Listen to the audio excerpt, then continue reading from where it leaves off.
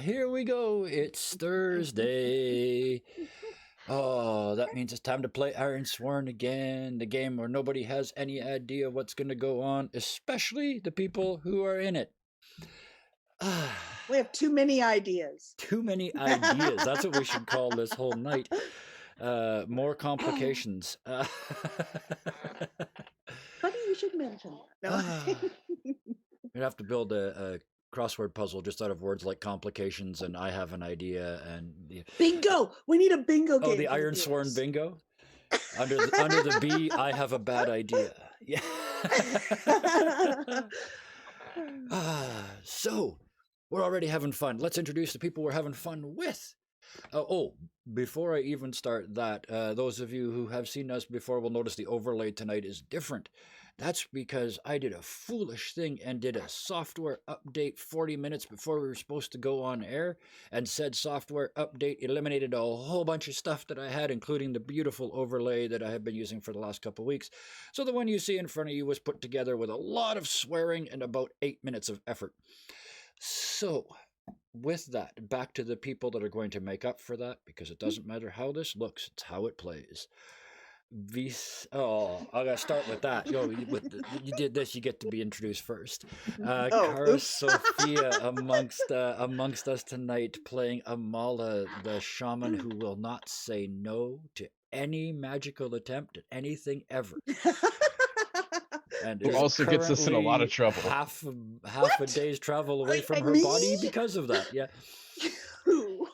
Well, I think we're all equally responsible for the pile of turd that we are currently buried in. I did escalate it. Yeah. I did escalate it. I did. Okay. You say anyway. Like you're not stuck in the shadow realm, astrally projected out of your body or something. Yeah, half a day's travel away from your body. Speaking of half a day's travel away on horseback and coming back at speed, we have Cara Dwin being played by Robin. And then down below me, we've got the last man standing, I guess, technically. Not for long. Gear is, Gear's in trouble, and he's played by Austin. And you brought on at least 50% of the skeletal things that are trying to kill you yourself. I am responsible for one of them, and Karis is responsible for the dozens and dozens at the bottom of the castle. I got carried away. How many did I? I think it went. Oh no! Does another one come out of the woods? No, that's too dangerous. And then I proceeded to drag like half a dozen out. Yes. And then Karis goes. Two out. I like this. Let's scale this logarithmically, and then we had dozens. It was excellent. So, for those who might think that there's a lack of action in our game, to that, they go watch last week. And we're not done yet because, this is where, before we do that, I got to tell you about the game. We are playing Ironsworn co-op mode. So if you're trying to figure out who's running this game, the correct answer is all of us / none of us. We are making this up on the go. We have no idea what's going to happen next. And we like it that way. Sean Tompkin is the author of this game. There is, you can see in the links below, you can actually get the basic rule set for this game, the cards and everything else that you need to play completely free from his website, legitimately without stealing anything. What I would suggest you do is do that. Find out how amazing it is, and then run over to DriveThruRPG or itch.io and purchase a copy for yourself. It's actually a really cool thing with itch.io. Every copy you purchase creates a giveaway copy for somebody who can't afford it for themselves. So that's a really cool thing over there. That's actually how I got my copy of Delve. So kudos to the program, kudos to the people doing it, and kudos to the person who specifically gave me this copy. Using Roll20 for the game system itself, but I want to thank Ethan for the character sheet. They put in an amazing amount of work into this character sheet, and when Delve came out, they added all of that in less than 10 days, I think it was. They make the game much, much easier to play online, especially for us, because as you can see, we've got the move sheet up in the corner so you can see what we're rolling on and against. So that's us. That's the game system. That's a brief history of what's going on. Let's finish the foolishness. All the boxes are checked. Let's go back into the mayhem. We do this thing where we start off by having everybody tell us what how their character experienced last week. So, who wants to go first this time? Unconscious lady under a tree. Okay. I was just going to list the people, but yeah, okay. Yeah, I'll go. Okay. Okay, so what did Amala do last time? So, these aren't your traditional Bonewalkers. No, they're not. They would have just killed us. Yeah, but so I mean, it started out innocuously enough. I mean, it started out with Gear teaching me to listen and be receptive during my watch in the night. I mean, I'm used to projecting my spirit out, and he started to teach me to bring it in, to listen and dropped it in. And that was all fine and dandy, but in the morning I started talking to the crows, and the crows that we didn't get around to my augury. Well, we sort of did the augury, but the crows just were in a panic, and they let us out, and they were flapping. It's like Carradine was off. Here I was doing my rituals. Carradine was off hunting, and something dreadful was happening with her. They were too frantic. I couldn't tell what, but I got the guys. We went out. We went after it, and we saw Mira from Loneholm, and she had her neck ripped, her throat ripped out, and I mean she was still alive and all, but we found her. We found some of those Bonewalker things, and we managed to stabilize her. We managed to kill the Bonewalker thing, and it's like, oh, thank goodness. I mean, that was kind of a rude awakening for the morning.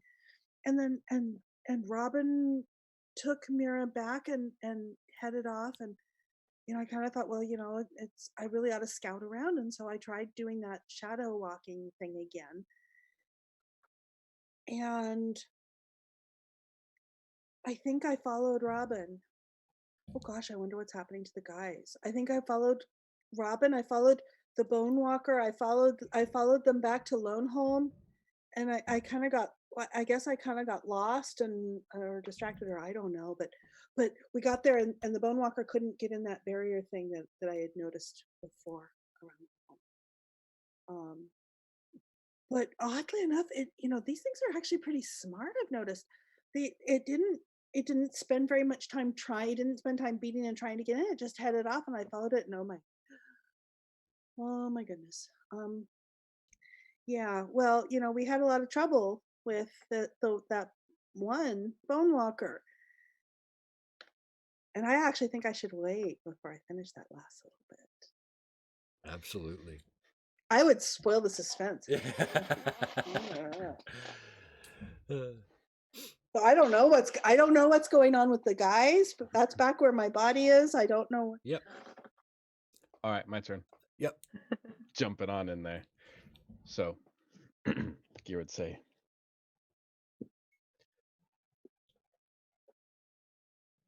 something is wrong with these woods. I can't explain it. It's too quiet.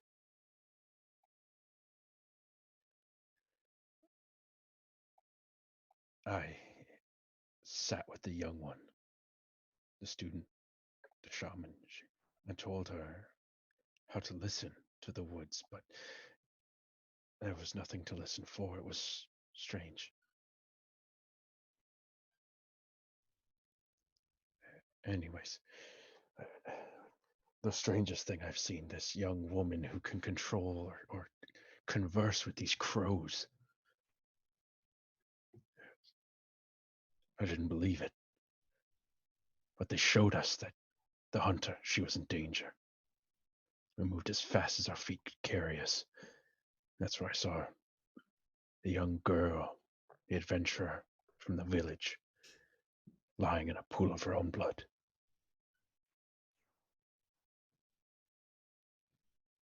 The young girl, Amala, she tended to this young adventurer, this wannabe. And I made my way to the hunter to try to save her from whatever was in the trees, and I saw something that can only be described as unnatural.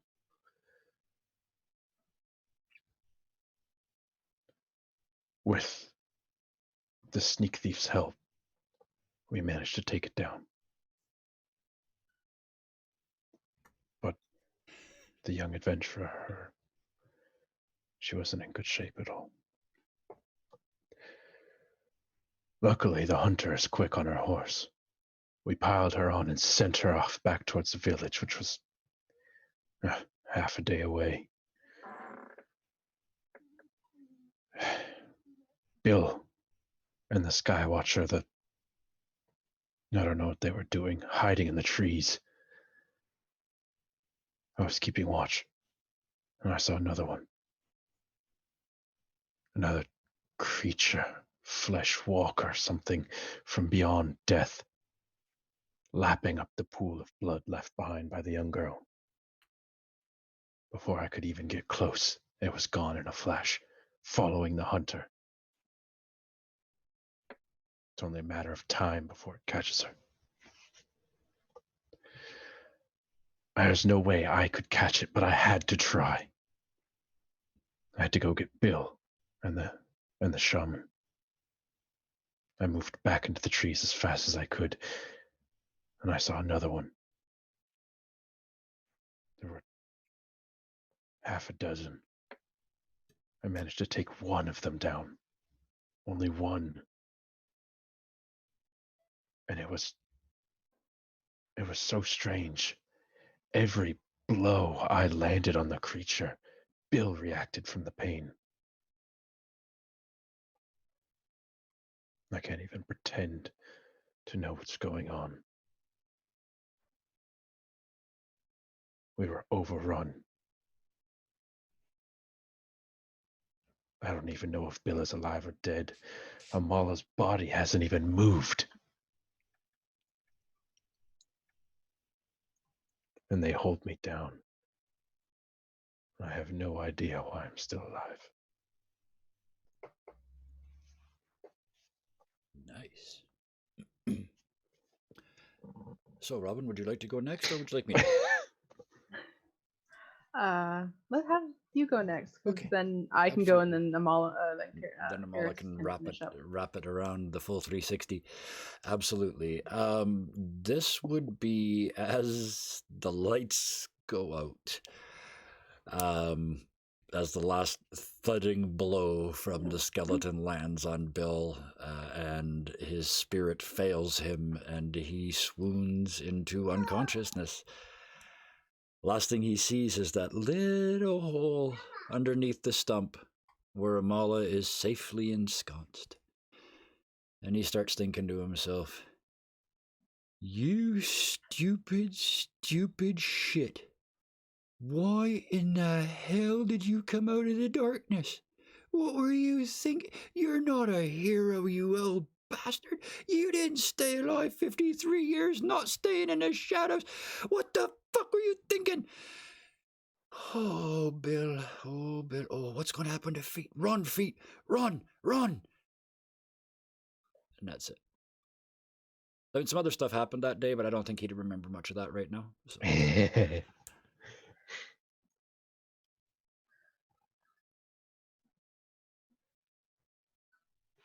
Everything has gone horribly wrong. I thought we would leave Lone Home behind to whatever spiritual things were happening, but apparently a higher power had a different idea because we were attacked. And another one was following me as I brought Mirabelle home. It was a long ride, and it stayed on him, on Brom's back for every mile. And then when I brought her back to Lone Home,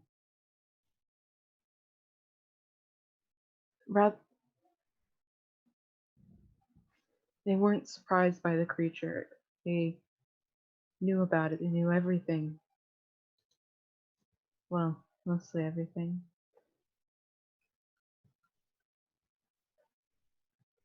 But apparently there are many, many more out there. And so I need to get back to the others. They could be in so much danger. And I have to try to help.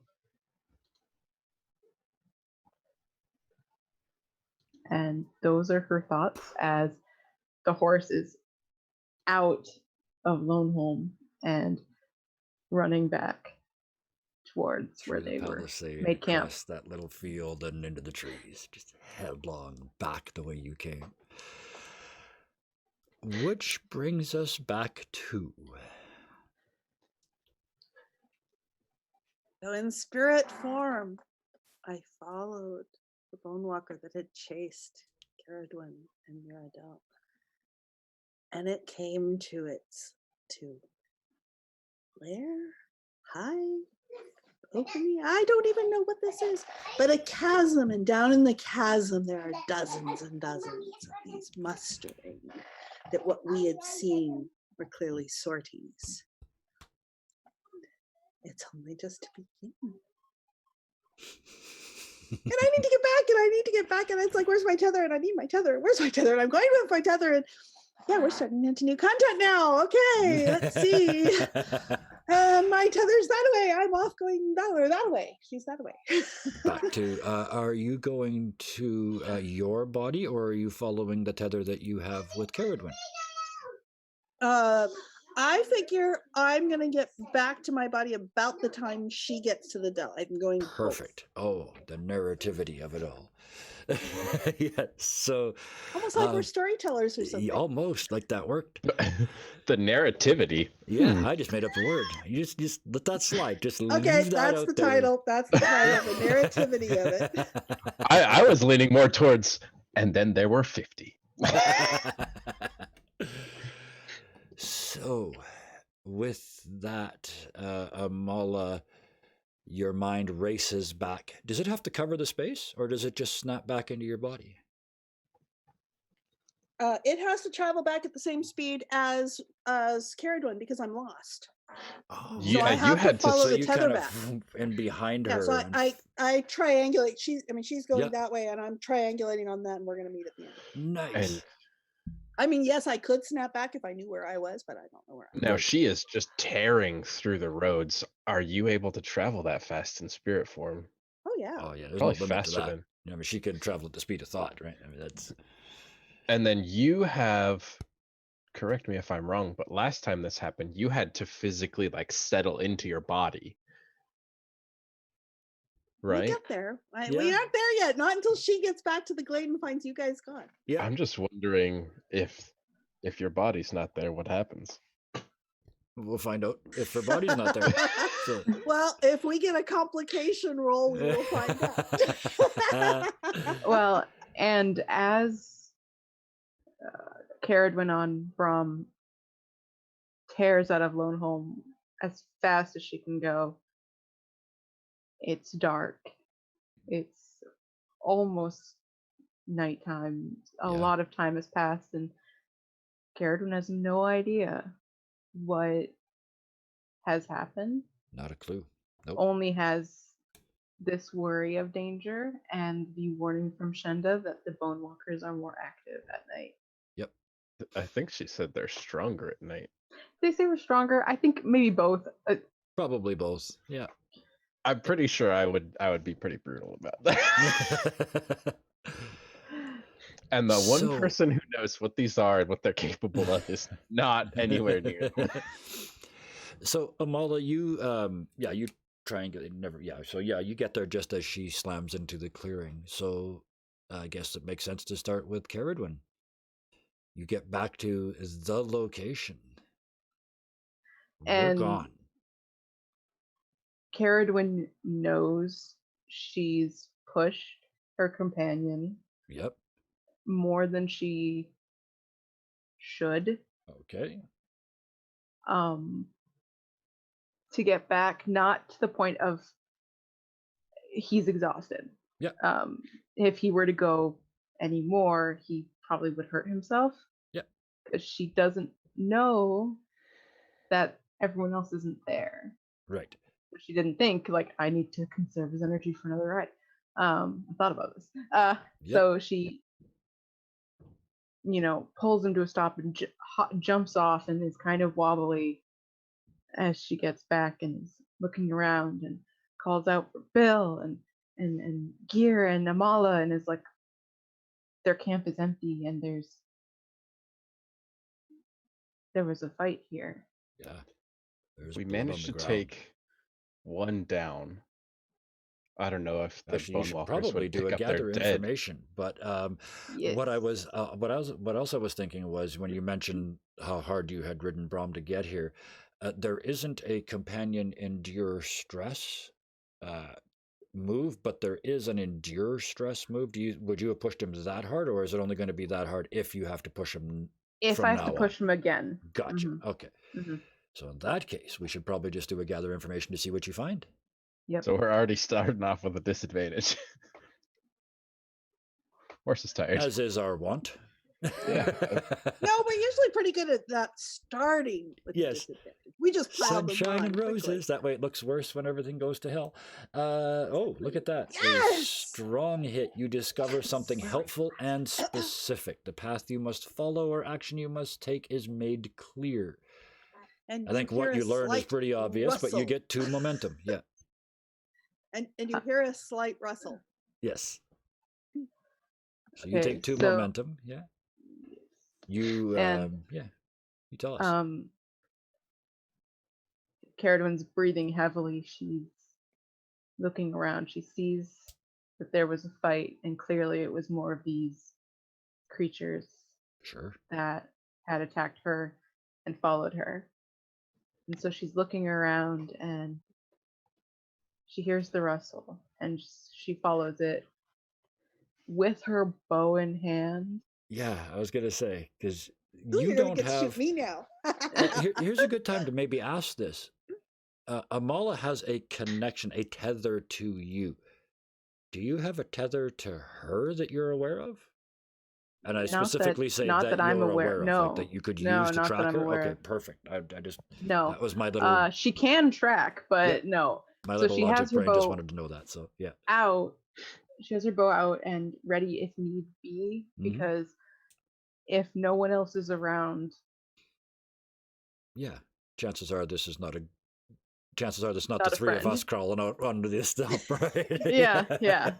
And so she kind of is taking very careful, measured steps. Under a low Towards tree and behind a the curtain of rustling. moss, as I recall. Yep. Oh yeah. This is a Bill spot. Yeah. Mhm. This was So, a yeah, safe she's shadow. approaching with caution. And you'll hear sort of a slight sound. What kind of sound? Elaborate. a shoot it kind of sound.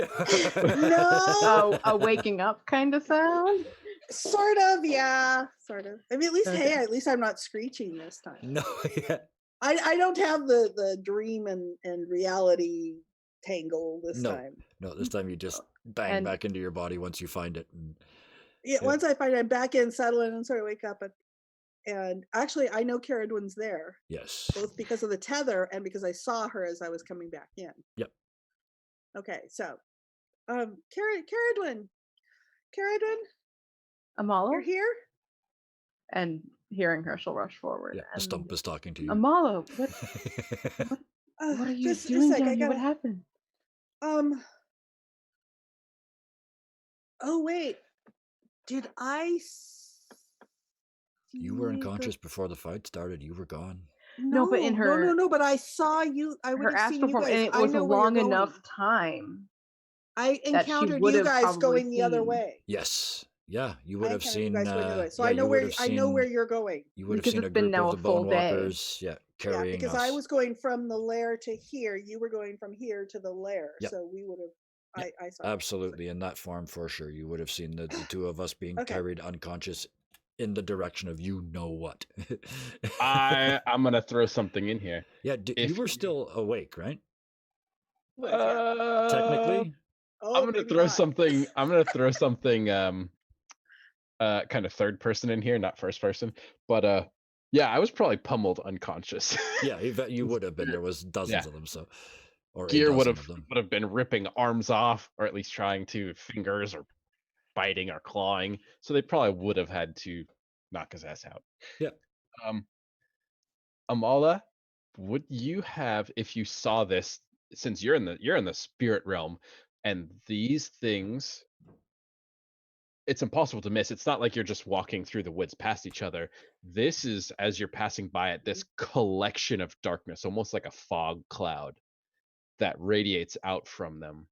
And so you would clearly be able to know what this is. Would you approach it?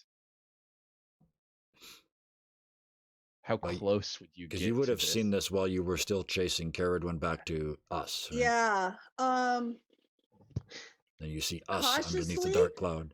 Close enough to kind of see, but not close enough to get caught into it. So you confirm it's the two of us. Yeah. Yeah. You confirm it's the two of us being carried back. You confirm their sort of line of march is, yeah, they're going to the chasm. Yeah. Do you have something else to add in there? Yes. What you would see is you would see. I'm getting to know you here. You would see them, basically two of them, kind of holding Gear's limp body up and kind of dragging his feet behind him. And then you'd see one of them with Bill thrown over his shoulder. Bill's pack is clearly still strapped to him. So this isn't like a robbery or some kind. They're not interested in that. But there's one thing that's missing from him. And it takes you a second before you realize 2 or 3 Bonewalkers back, one of them is holding Bill's shovel.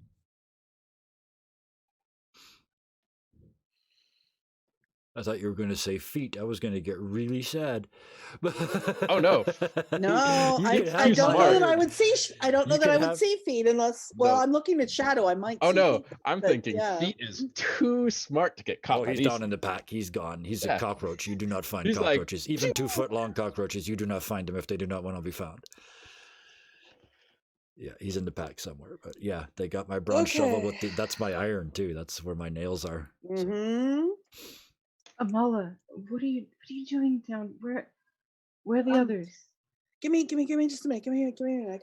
I gotta resync back up. I went shadow walking again.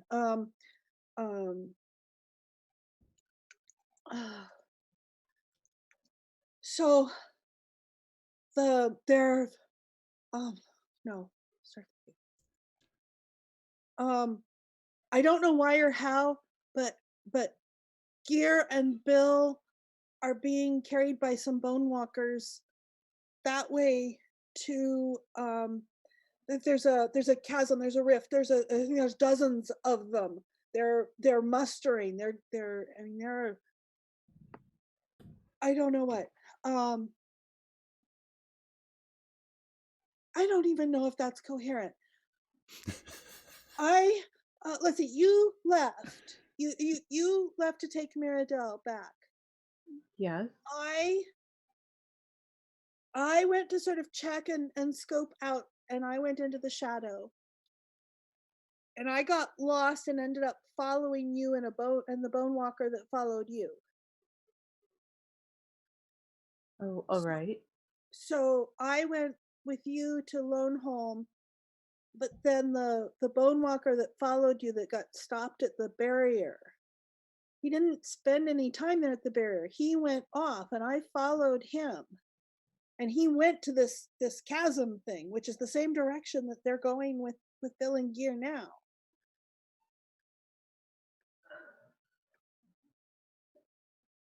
How long ago do you know? It's been almost a day.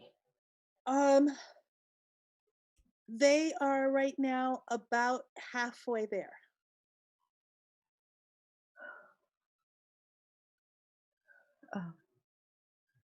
Oh, okay.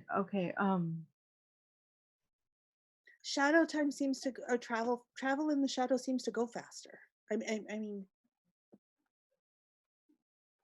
I will take your word for it. Um, we need to help them. We need to. Those things are dangerous, and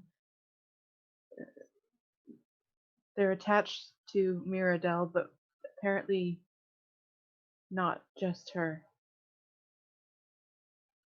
they were clearly following you. That one was very clearly following you guys. I could see a thread, and I can see the thread now that's between them and the place that they're going to. So that's how I know they're going there. So they've got. I don't know if it's like the thread I have to you, the tether. I don't know, but I could see it. This is bad. This is bad. Um, we we need to go.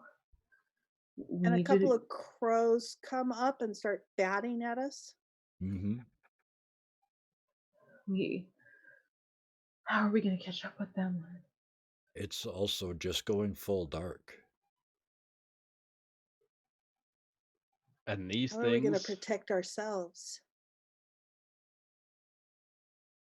The I don't know that they're stronger. Amala Nope. doesn't Yeah. know But that they're it's, I stronger. mean, it's dark. Even just the not being It's able to dark. see, because remember, no dark vision in this game. Okay. the headman I better from do. I better do. But what? And they're batting, Yeah. and the smaller of them starts hopping off in a direction on the other side of the glade. Mm-hmm. I told you, Austin. the and Carrot want to pull out talisman. The headman from Warholm gave me this to help against the That's creatures. does mine do that? He did a ritual of some kind. It apparently was the focus his son used when he was training to be shaman. And there's a long story, but I don't think we have time for that right now. And the crows start batting at us again. Mm-hmm. I'm like, what? Oh, fuck off. I think then. we better go see. We better go see what they want. They're not talking. They're Nope. sort of Yep. shooing us. Mm-hmm. Yeah. Okay, we had, sort of following one and being shooed by the other one. We head out across the glade Have you ever over been? to an area where a yip was heard, or a sound of something being attacked was heard before. Yep. Austin, as we come upon it, what do we see? Oh, And the man. crows are gathered around it. Um. A So lot of them. when you come up to this, first of all, it's hard to find what they're actually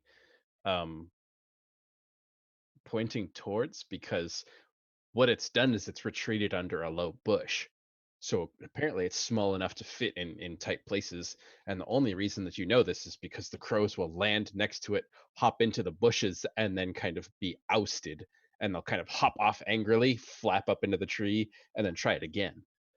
So clearly they're trying to get to whatever this thing is, but it's fighting them off. Hey, stop that. And I'll just start stomping up at whatever it is. They're trying to help you. What is it you think you're doing? And I go over and I've forgotten all caution, forgotten everything else. And I come over and I just rip open Amala. the bush. Didn't move Well, fast enough. You didn't move fast enough. Kid. as you basically shove this kind of bush to the side, kind of spreading open the leaves, you can see down at the bottom, immediately looking up at you, these two crystal blue eyes staring at you, the fur on its back standing straight up, the lips come up, and the teeth, these really tiny little canine teeth, are bared in your direction, as this wild animal is clearly in a defensive posture. And you can see now this beautiful, pure white pelted wolf. And clearly it is lame. It is something has happened to its back leg. It's laying down, propping itself up on its front two paws, and there are 4 huge red and pink gash marks in its side that have colored the fur of it And seeing the with blue blood. eyes, it's like, oh, it's you. And I'll back up a little bit. You back up in the bush. Yeah, because we know. No, okay, well, Well, you guys know that like, Gear's title is White Mane, right? So this is obviously associated with him, right?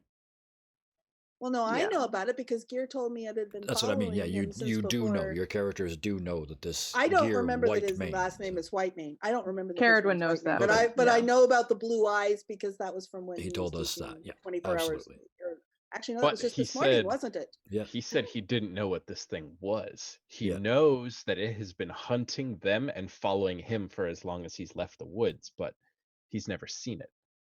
So it stayed out of sight.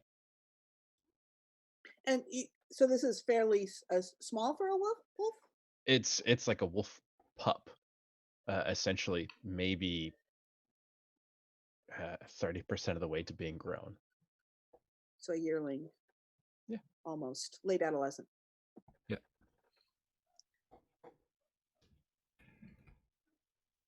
Oh, well, so, okay. So I was startled, back up. It goes, oh, wait. Open that up. And how is it responding to Amala? Well, you see the crows have kind of offered it things. They know what's going on because crows are extremely intelligent. You can see now this little wolf has pushed itself back as far as it can into this bush, and there's a ring just out of nipping range of sticks and little bits of leaves that have medicinal purposes. And as the crows kind of get close and drop things into the little circle, the teeth kind of clamp together in like a nip, and the crows kind of scatter off. But Hey, this thing stop is that. purely being defensive. It is a cornered, hurt animal, Yeah, and and it's I'm not very wild. well trained at that. What's Caradwin doing? It's like, hey, stop that. They're trying to help you. Here. Amala, what are you doing? This I don't know what this is, but it has to It's do a with wolf. gear. No, but it has to do with gear. Gear said it was following well, Gear said something was behind us that had been following him since before he came to Kenheim.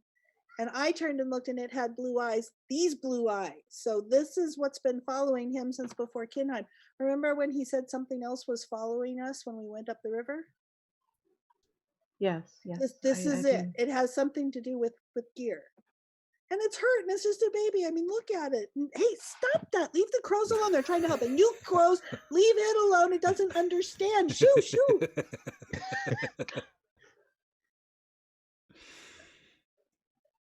And I imagine by shooing the crows away and being that sort of maternal figure, this wolf pup or yearling has probably softened its approach towards you, I would suggest.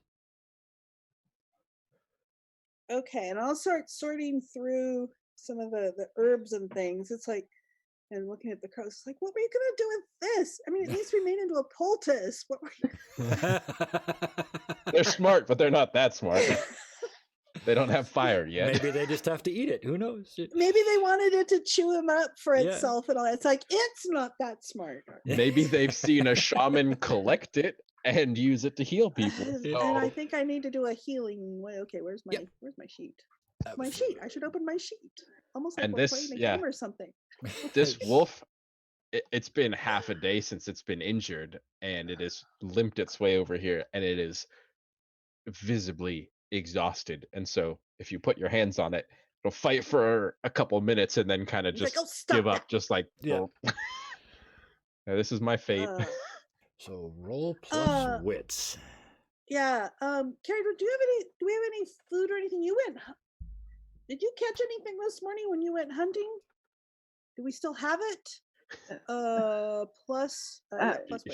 She almost No. caught a claw from a Bonewalker. I couldn't hadn't remember how gotten long that she'd far.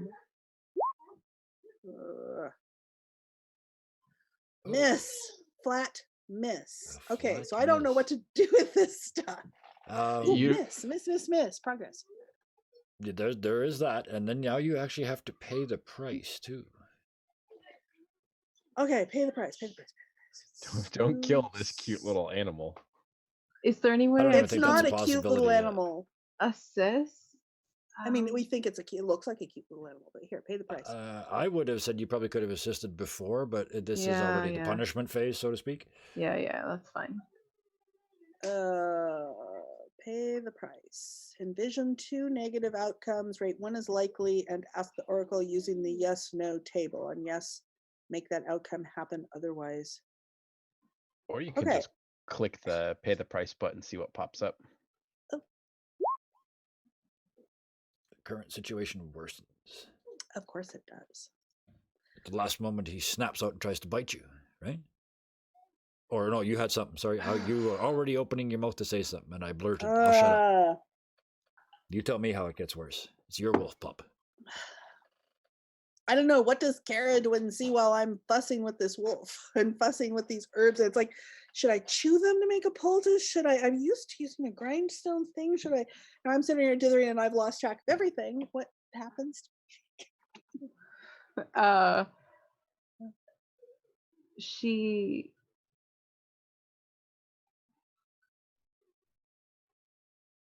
sees you kind of getting frazzled and kind of decides to stay out of it because she's not as good with this kind of stuff, and she's kind of confused and exhausted and stressed and just harried, and is like, we need to get back there. And she looks just in time to see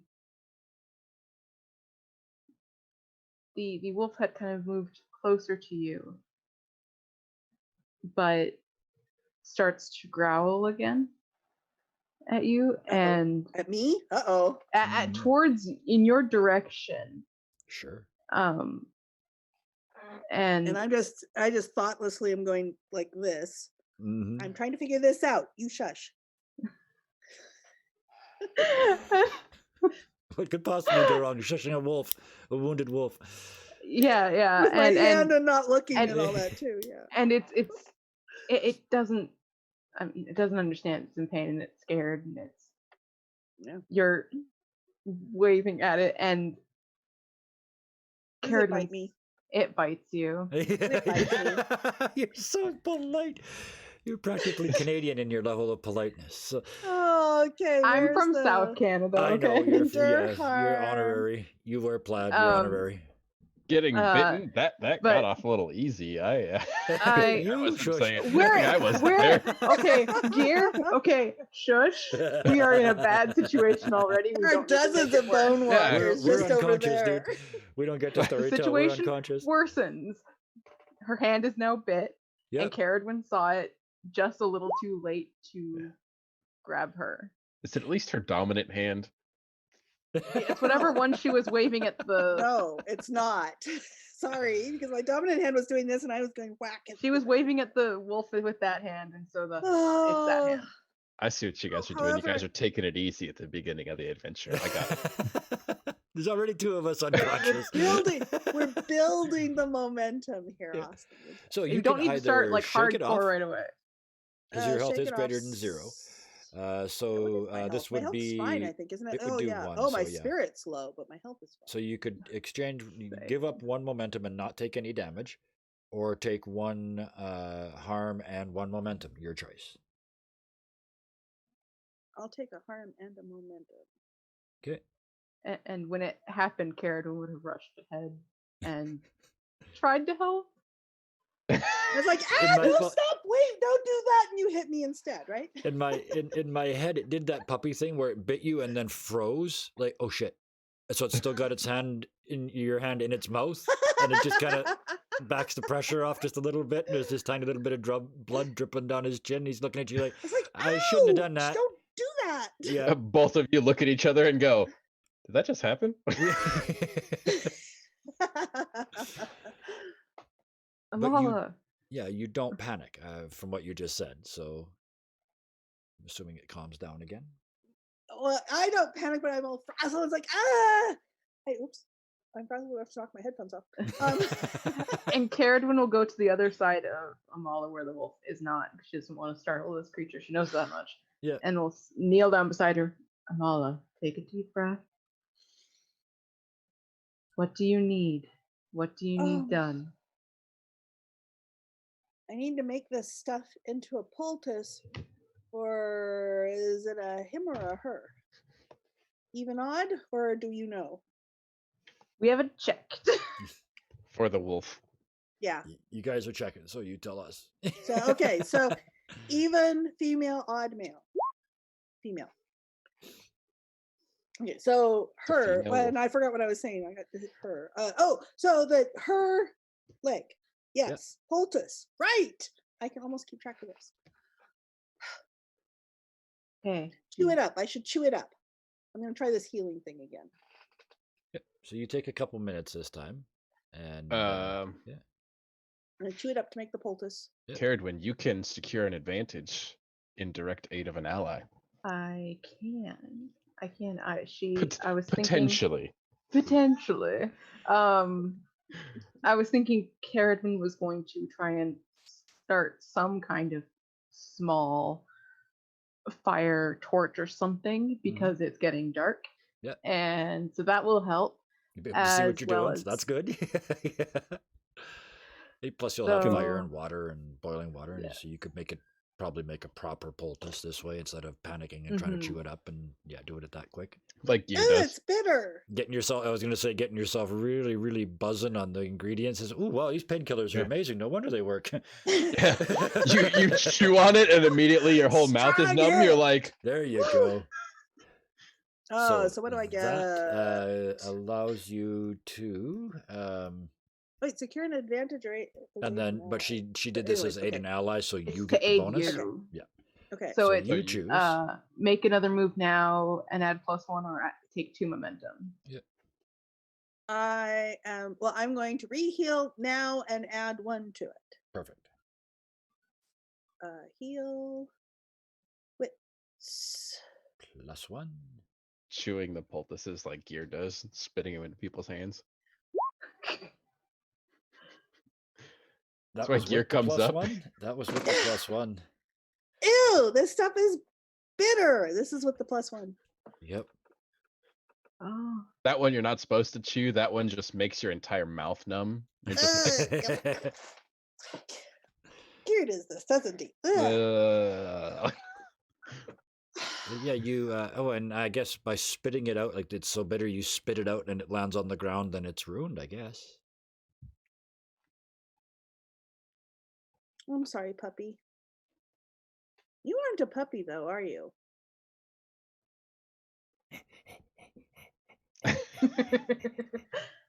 I think I need to try and recenter. You've got a fire going? Mm-hmm. I'm gonna do my light ritual because I'm just Oh. I'm gonna do my light ritual and I'm going to try and recenter myself here. Okay. So this will be coming off the fire. It's evening. Yes, off the fire. Plus wits. It hasn't worked. I remember where plus wits is. Hasn't worked in several days, and you've had a really rough day so far. 2 nights, 3 attempts. 2 nights. 3 attempts over 2 days. This is my... and being on edge, Caradwin will be keeping a watch because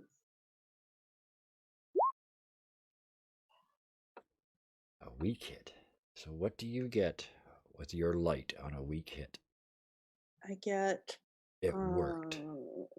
It for worked. one thing. That's the one thing you and get. It's a +3 to your light track. Hoping for a strong hit, but So but it worked. You suck the light out of the It fire. Tell us how worked. this looks. So You've never done it with fire before for us, so.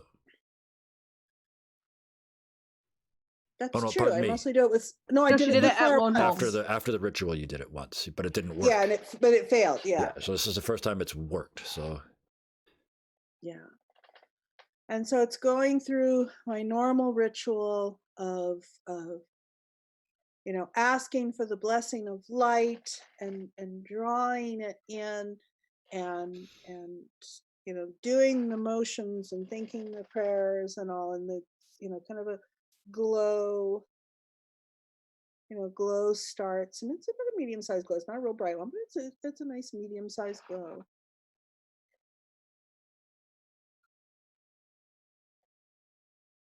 And Strong Cause over there going, yeah, so there. yeah, and that light pulls into you, and yeah, inside of, and it sinks inside of Amala, settles in, and it's just part of the centering and settling and just sort of filling with light. without me telling you why, can you please give me a compel roll?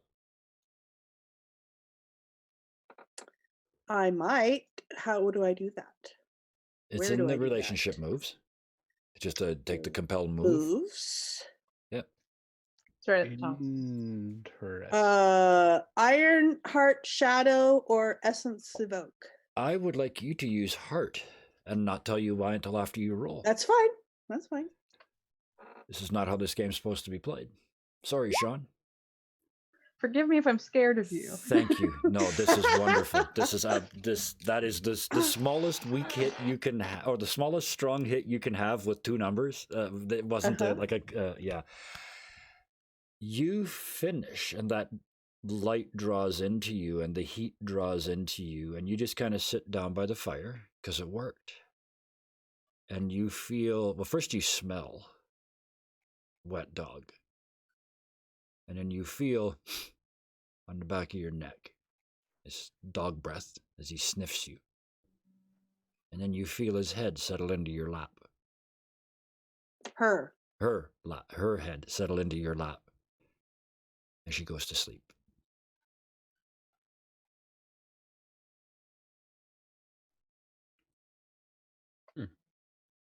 I'm dying to look at her in the shadow.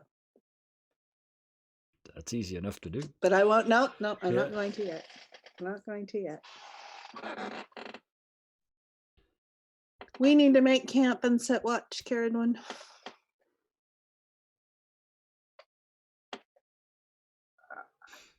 Are you sure Bill and Gear will be all right? I'm sure we're not going to do them much good if we don't.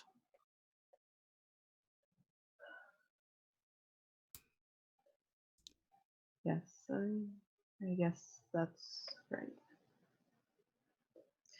If you don't mind my saying, you're looking pretty worn down, and I'm feeling pretty worn down.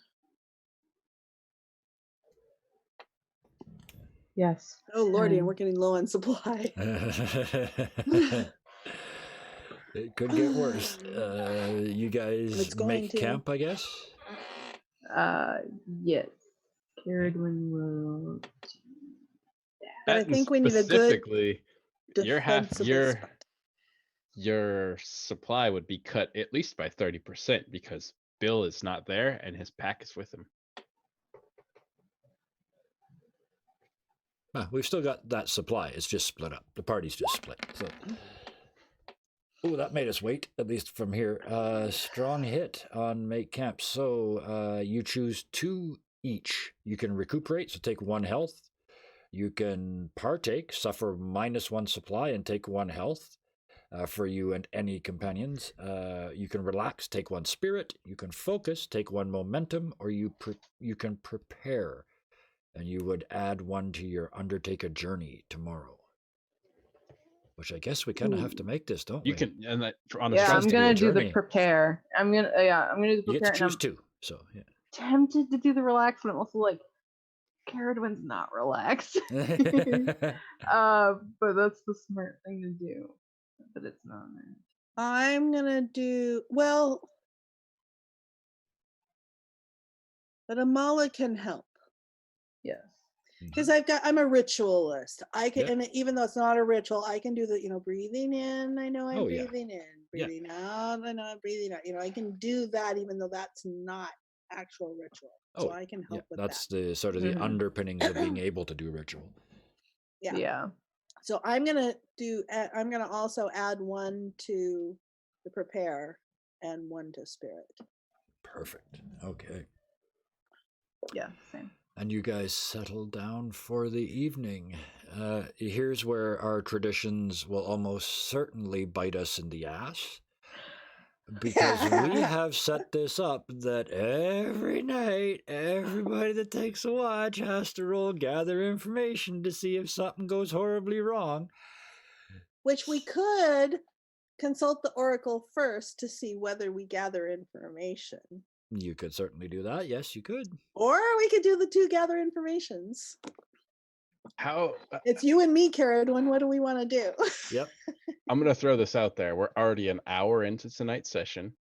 And we haven't even started with you guys yet. Well, Oh, I'm not- now's the time to turn that knob a little bit. So Oh no. Yeah, he could care less about coming to get us. Just crank it up and make it nasty. oh no, we're gonna do a little interlude to what happens to Gear and to Bill after you Actually, guys gather yeah. your information. Yep. Or do you want Okay. us to do it before or after?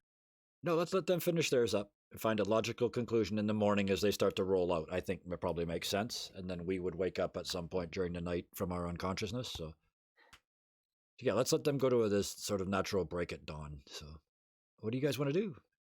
Gather information, watch and do an oracle roll? There's a shrug. She shrugged first. That means it's all on your shoulders. I'm inclined to I'm scared split the of difference, both. and let's split the difference and let's do one gather information. Sure. Yep. Maybe Okay. even odd, even it's me and odd it's you sort of thing. Well, okay. One of you is going to gather information in sort of the traditional staying on watch sense. What was your other idea? Whose? You Yours. said, because you said one was going to Mine? be gather information, the other one was going to be the oracle. So would it make Oh no, sense the that? oracle to determine whether we gather information or not. Oh, okay. Yeah, that works. Although I'm going to 50-50? consult the crows in the morning either way. Why don't we do an oracle to see if anything happens tonight or whether we get off easy tonight, and then I'll consult the oracles with the crow in the morning. That sounds like a good Okay, idea. So does anything happen Okay. during the night 50-50? High, low. Let's see. Is it supposed to be a yes or no answer? So actually, you know what? I would suggest that it's unlikely that something's going to happen because the dead just rolled through here. It was already a very empty forest. Yeah. There's not much to go wrong here. Call it 75-25. So yeah, I would say it's unlikely. Yeah, unlikely. So somebody. Want me to 25 roll and it? below, something bad happens. Actually, I'm going to consult the crows. Why don't you, Robin? Why don't you roll it? Okay. So it's unlikely that something's going to happen. No, So something doesn't happen. nothing untoward happens during the evening, and then the crows. So do we want an oracle from the crows to see how bad things are going to go for Well, you were guys? you going to do your an augury with the crows? Well, then let's do that then. That would be right. in the morning. You usually do those. Morning augury. We've We got have the a crows around strangely us. peaceful night. Yeah, you did. I mean, you sort of what you. I don't know if you We got, relaxed. We took that in our making camp. We relaxed. Yeah, typically we rested, you'd we sleep regrouped. almost back to back right beside the fire, right? So that even if one of you falls asleep, the act of falling asleep would wake the other one. Plus, you've got a wolf with you now, so nothing's going to sneak up on him. Her. Plus her. wits. Wicket.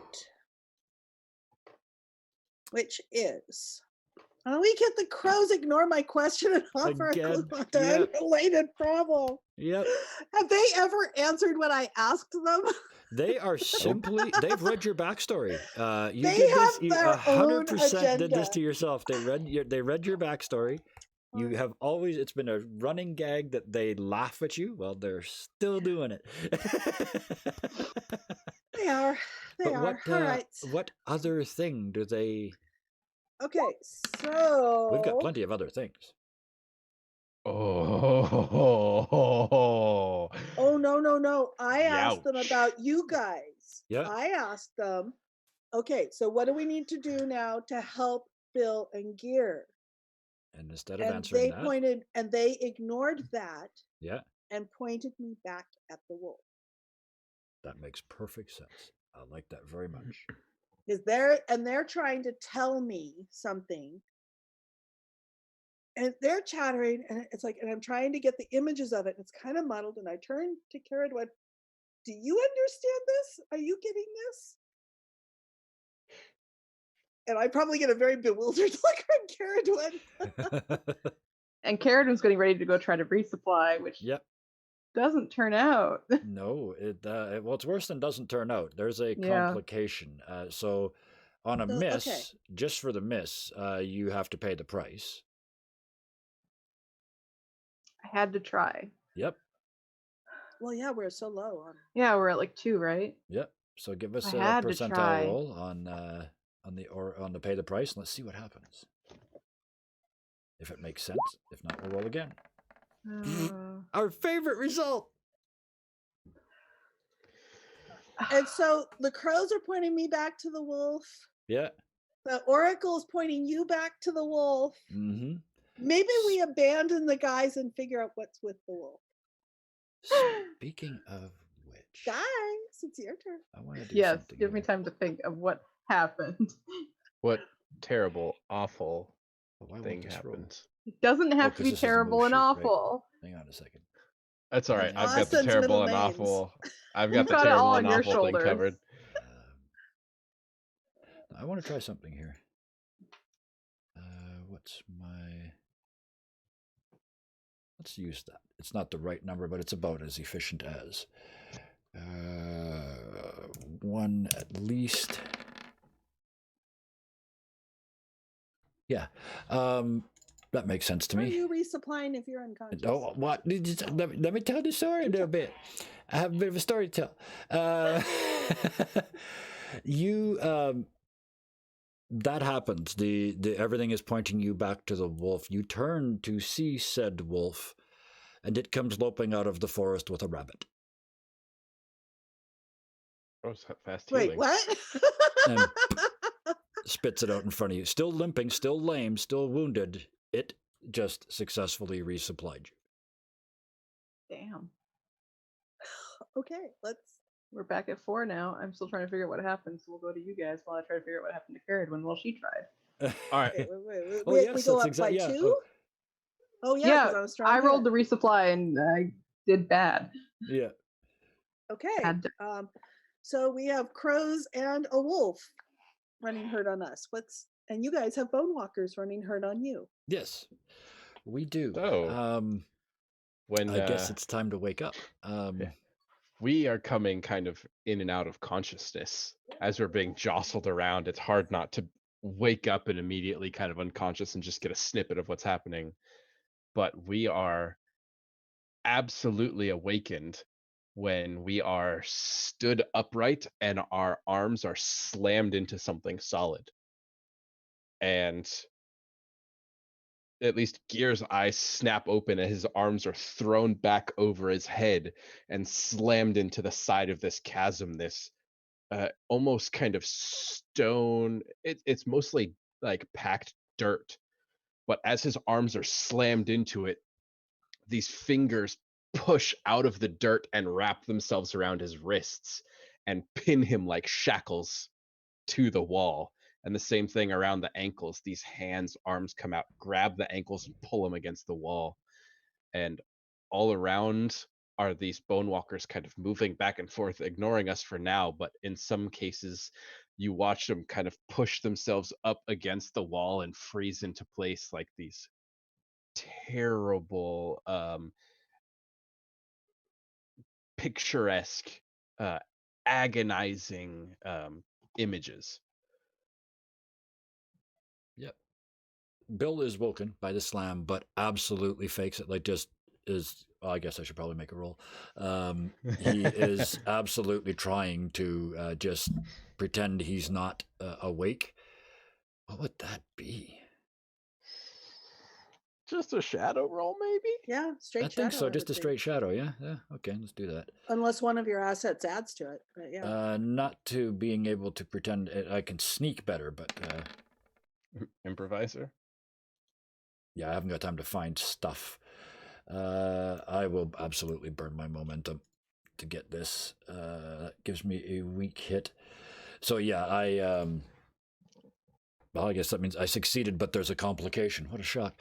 So yeah, I managed to stay looking asleep and passed out, but it doesn't gain me the advantage that I was hoping for, which is to not be tied to the wall. So the hands do come out and grab my wrists and ankles, and he is pinned to the wall, but he's still just hanging there, drooling, pretending to be unconscious, waiting for them to leave, or at least leave us alone.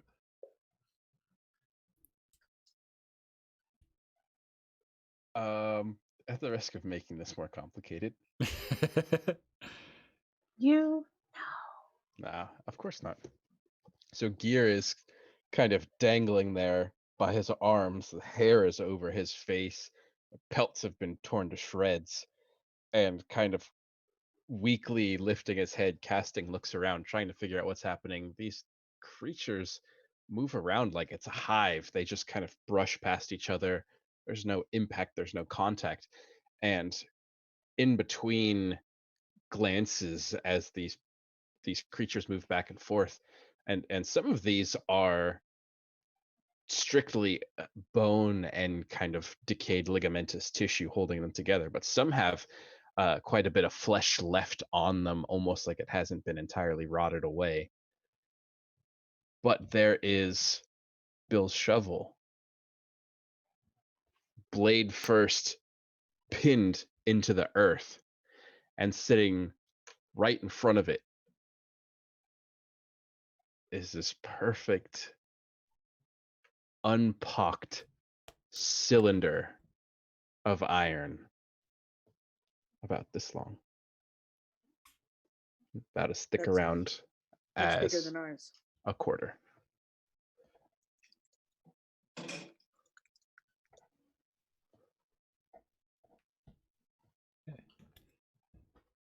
And then from beside you, you just hear this little mutter. Where are they going?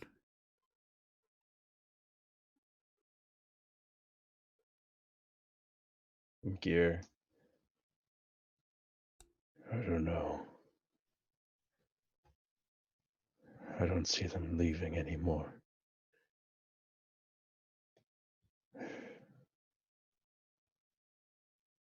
But if it were just me here, I wouldn't be too worried. I'd just walk out, I would. But with all your skills, my good friend, you're not sneaky enough. There's no chance. You don't understand. If you don't see them, they don't see you. And you look over and Bill's eyes are scrunched shut.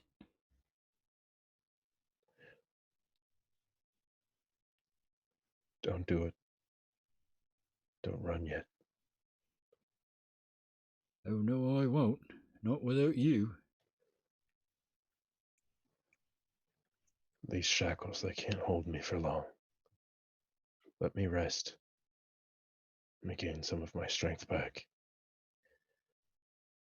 I Maybe am, I can how are take- you putting it? Waiting for the moment. Waiting for a moment of distraction and weakness. That's my way. I might be able to take one or two of them down. At That's least not cause how enough. this works, mister. There's dozens of them. You're quick. Look around. Find something to get yourself up. Get out of here. And hide. They move way faster than you do. You and I, mister, are going to walk out of here like it's our very own house, we are. We just need to get out of this, and he wiggles his hands and his ankles, without causing too much fuss and without gathering too much attention. Trust me. This is my ballywick, mister. When it comes to killing stuff, I follow you. I came out from that fucking stump to fight beside you. Now it's my turn to lead.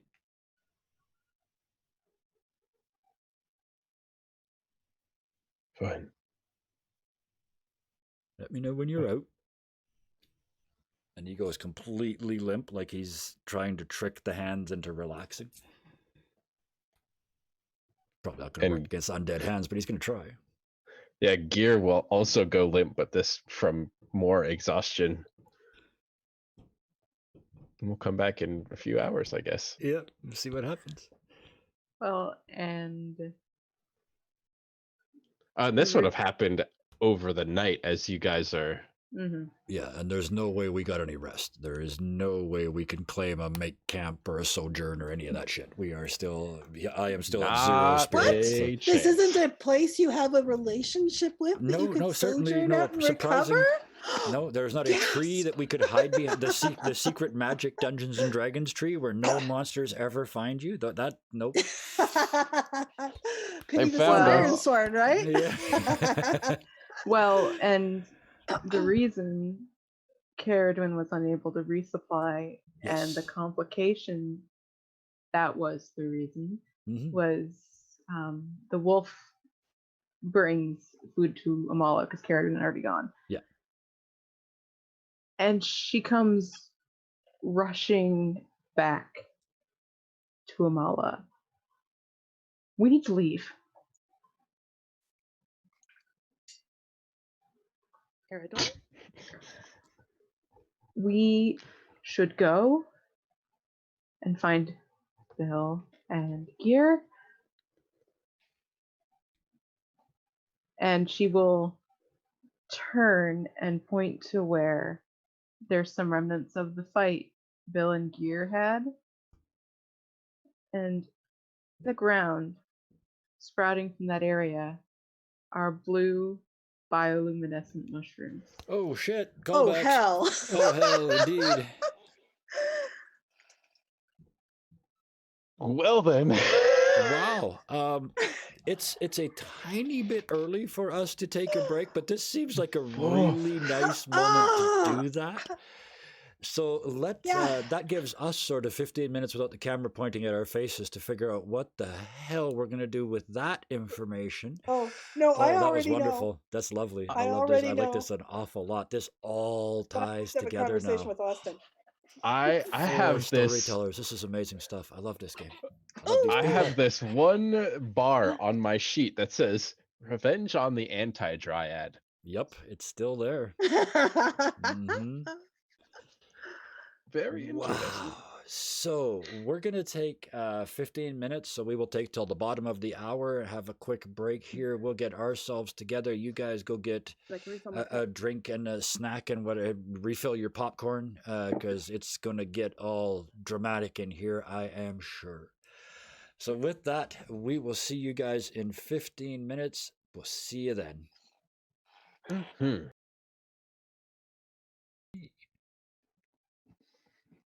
So I think we're up to 11 solutions now? I think so, something like that, 11 or 12 solutions to a problem that we haven't fully defined yet. So this will be excellent. And then there were 50. And with that, we are back. I don't think we need a summary of what happened. We all know we were all there. I'm going to stop you right there. Oh, already? I have this.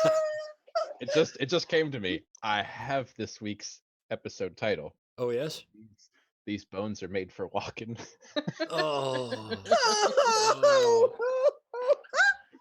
Pay the price. I love it. Oh, yeah. Oh, dear. I have Karis staring up in exasperation and Kevin staring down in inspiration. I'm writing it down because I am too, actually. Oh. Oh. All right. Well, there was our moment of levity. So, We have bioluminescent mushrooms, a very hard reason to leave. Two of us in a chasm, we're in a tunnel in a chasm, are we? I got the impression we were completely underground in this one. Or is that just me? I think were just I up picture against the like this walls. big ravine. The walls of the cavern. Okay, that's gonna make it easier. That's gonna the walls of the chasm. That's good. That's easier to get away from. And it is morning for us. Yeah, by the time we woke up. So, and the two of you in the morning, while out hunting, found bioluminescent mushrooms at a fight scene. A wolf who has seemingly either adopted you or allowed you to adopt it. It has something to do with gear. We have a purpose in common. And away you go. Are we going via horse, or is there another thing you're thinking of? Well, I think we kind of have to go via horse. That's what I was thinking. So what are we gonna do with the wolf? Well, we can start moving along with the horse a little bit and see how fast it follows. I mean, it looks wounded, but it looks a lot less wounded this morning than it did last night. It managed to catch a rabbit this morning. Not healing it. Yeah. We could try it. All right. Oh, what are you fussing about now? That strong These cock. crows are gonna drive me insane. I mean, yes, strong cock. Sorry, I couldn't resist. I love this character. Mala, is something wrong? So the crows are batting at her and are starting to bat at you two, and they're trying to shepherd us over by the wolf. And the wolf is actually heading off. We think our path is that way. The glade's this way. Well, the glade's kind of that way, and the wolf's going this way, and the crows are pushing us towards the wolf.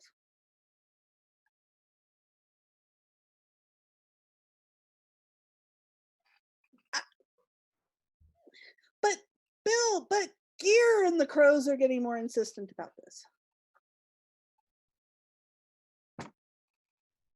Are you sure this is a good idea? No. Then we should go.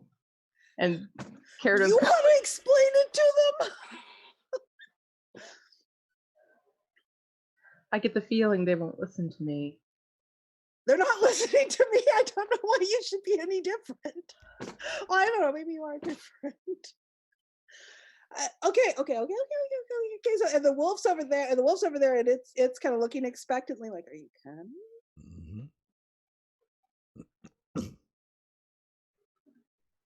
And Caradon's going to try to walk towards her horse and see what happens. And you have about 15 crows in your face, wet, batty. Yeah.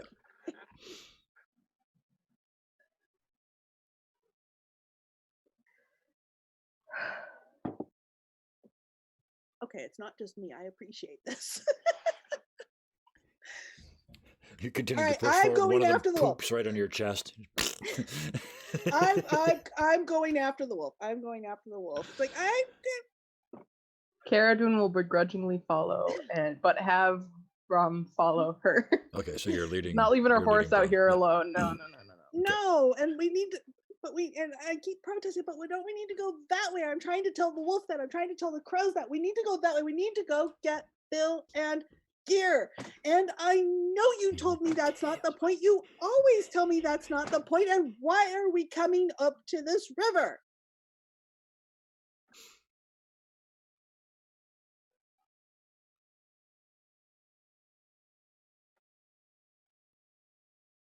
Caradon, did you say there were mushrooms back over there? Yes, the same mushrooms from the valley.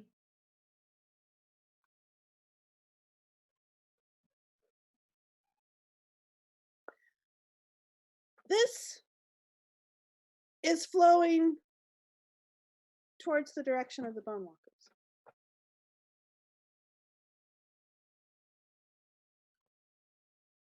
So if we follow it,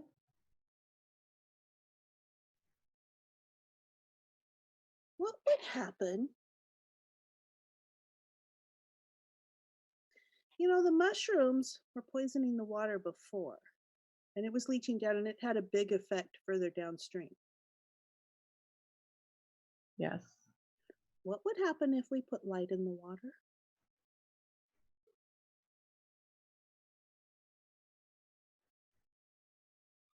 It destroyed the mushrooms. It would purify it. What would happen downstream? Its source would be cut off.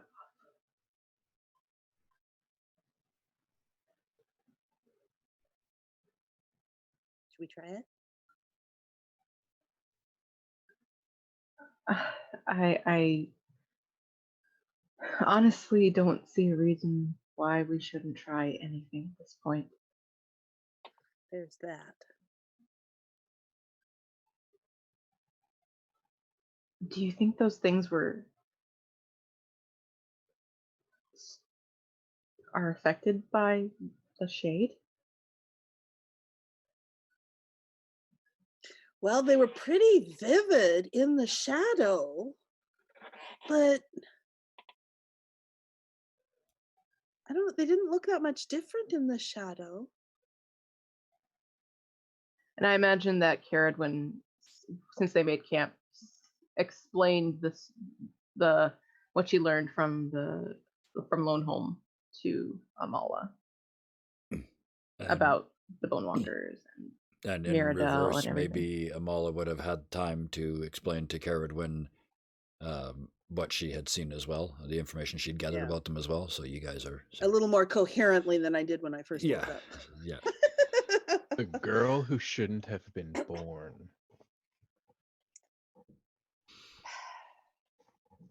I don't know. Does Caradwin put it quite that way? It wasn't. Caradwin does not say those words. But Yeah. Those were Shenda's words. Those were Shenda's words. Mhm. Yeah. Yeah. Not So mine. Amala doesn't know that.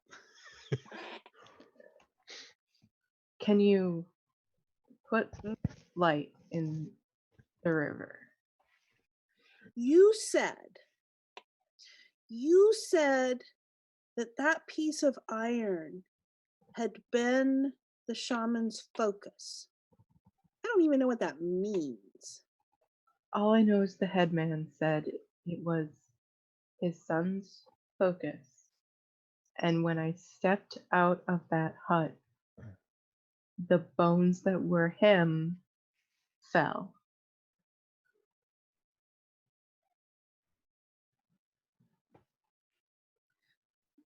So what if I try using my piece of iron as a focus to put the light into the water? And you have yours. You said yours was a talisman against the Bonewalkers? Yes, he said it was a talisman to help because the Bonewalkers are more aggressive and stronger at night.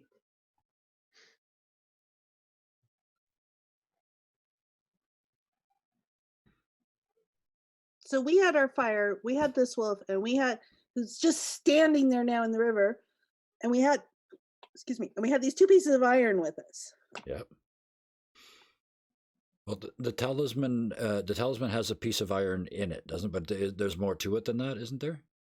No, it was It has the thong so that it could be the held. leather. Yeah, it was like a neck. It has the leather thonging to make it into like a pendant. Is all it has. Now, traditionally, running water itself is kind of repulsive to fiends, isn't it? I don't think we'd know that, even if it's I don't true in think this we world. would, but Yeah. would it be Amala something would that not you would know that. notice? Would it be something that Gear and Bill would notice? At the lair, at the hive, you might notice how, because if the stream runs through the chasm, how are they behaving around it? It could be that the lure of the iron is enough to keep them there where they wouldn't be otherwise. Or they're feeding off the water. We don't know. Okay. Oh, so I think we gotta try Clearing this. this water is I think we gotta try this. How do we try this? Okay. Mina would have fits if she knew I was trying to make up a new ritual. Okay. Well, let's see what we've got. We've got my piece of iron. And we got your piece of the talisman you've got. Yes. All right. So when I use light,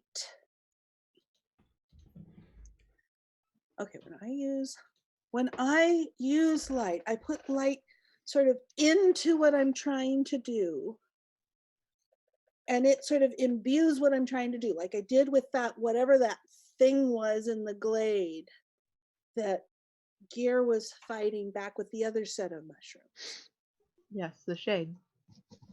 Yeah, Shade whatever that in the was. glade. Not to be confused with the Cat in the Hat. Thank you. That's our other game.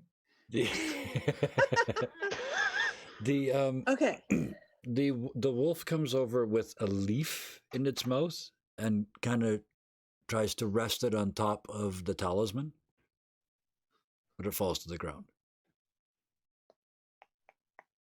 I keep making rolls for That's the one wolf. of the Sorry, ones I was just. I've No, decided that's I'm okay. playing the wolf. That's okay. Is that one of the ones I tried to chew up for you yesterday? He just looks up at you. Like, how come you don't get it? He failed his roll, so. Because I'm a stupid human, that's why I don't get it. Just ask the crows. Okay.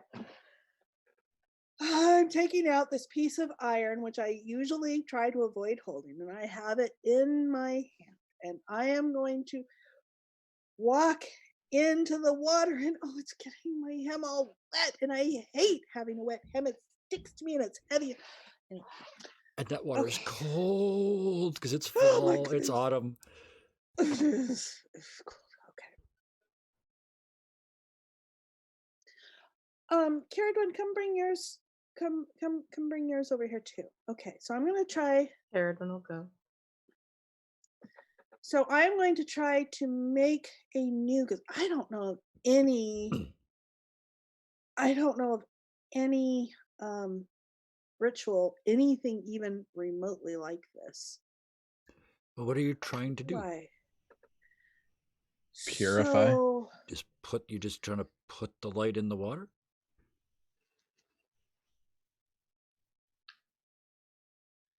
I am trying to invoke the light into the water and possibly invoke whatever it is in that talisman and what's in my iron into the water and imbue it all with light. Okay. Almost like you're binding it to the water. Ooh. That was Robin, not Caradwin. Caradwin knows nothing. I just want to point the things that are in your favor out. The piece of iron that you have is very closely related to the anti-dryad, which is the source of this taint. Right? Uh-huh.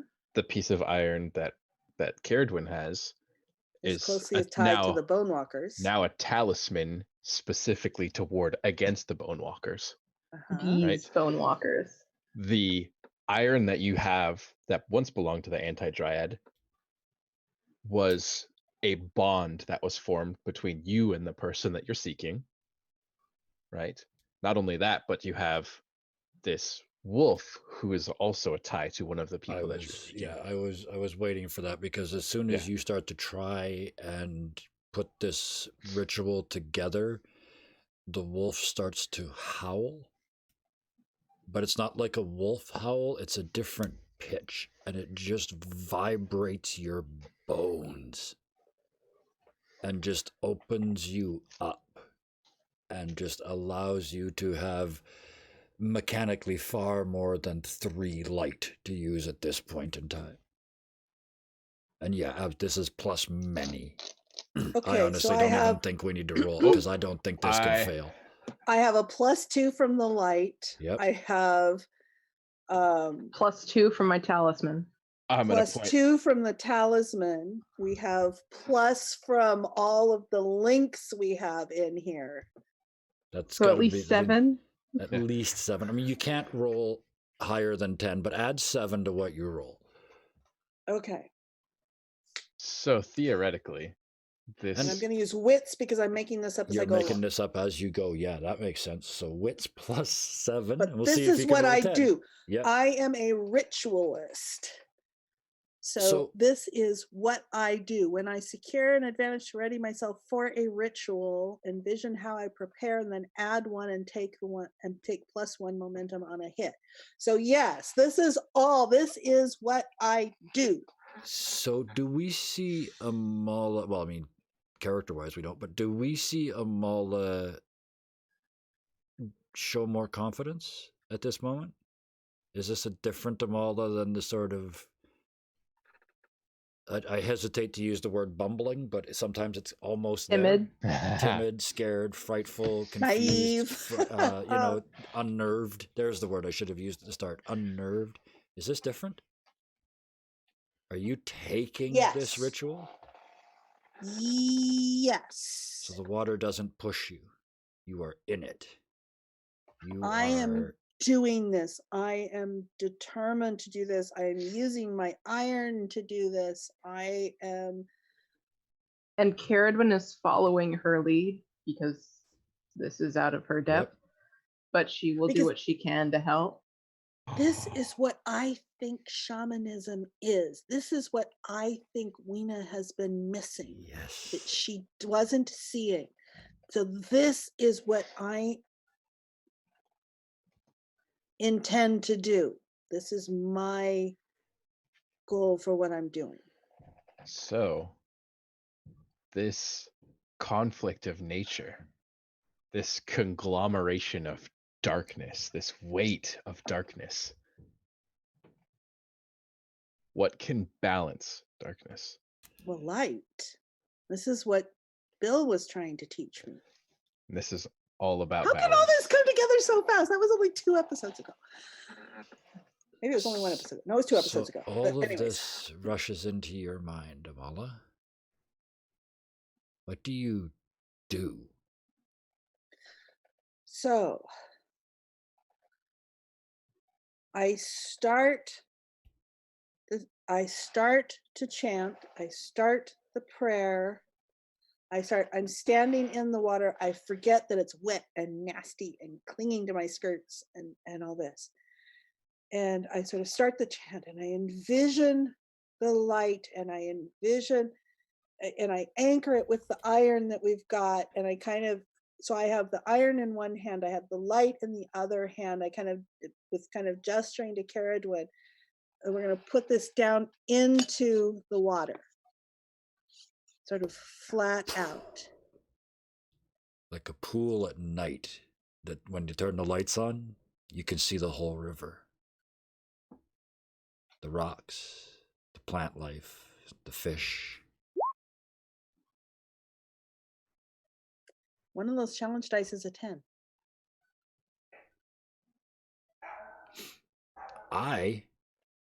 For what you just put into this, will invoke the rule that we broke this rule before. Bill broke this rule in like the 14 second counts? episode. 14, absolutely. I mean, if you listen a couple minutes ago, when you listen back to this, I specifically said I don't even think you should have to roll, but you rolled a 14 as far as I'm concerned. Sorry, Sean. You went over But the complication so as this does it, and as it is, I love it. and so as I see the light, and the light is sort of flowing out, and it's starting to flow down into the river, and as I come up, and as the light washes over the wolf, I actually see when I'm looking, I see the spirit, and it's not a little wolf. What do you see? I don't know, but I see that this is very clearly a spirit, and it is much vaster than the wolf. But as the light continues and spreads out, it then goes past, and when it's not right on the wolf is back to being a alien cut. And that's kind of startling. And Sure, I know what to make of that. I assume that you're kind of looking at that, but also this. I mean, the way I envision this river is it's kind of got trees along both banks, and this patch of light is just moving down the river at the speed of river, and it's kind of lighting up the bottoms of the trees as it goes. And there is a clear sense of cleansing. I think would that be fair? Don't let me steal your story. This story is so much better with you guys, with everybody Yeah, that's why we're doing it. feeding into it. So But this yes, if I may put different words on it, your spirit, your inherent goodness is what's driving this.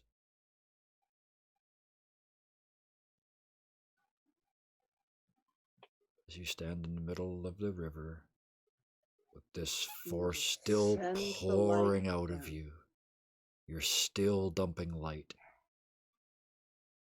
The strength that you have to pull this off, to empower this river, is drawn from all of the things this river stands against. Right? It stands against the undead, it stands against the dryad, and everything it stands for. It stands for the path. For the path of shamanism that I've taken, for the balance that Kier has taken, for the use of shadow that Bill has taken, and for the search for family and wholeness that Caradon has taken. And to top that off, you realize deep in your heart of hearts, and you might never even admit it to yourself, Weena could not have done this. Not a chance. It's outside her. I'm not going to allow. She doesn't have a Amala's ritual. not going to allow herself to think this. She does not have the ritual to do this. But deep down, there's an inkle. Yes, I'm not even going to call it a whole inkling. It was just an inkle. It's just a little inkle. There is the sureness. Yep.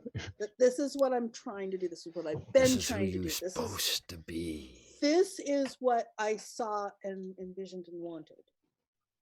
This. And what I wasn't getting from them. Is Amala.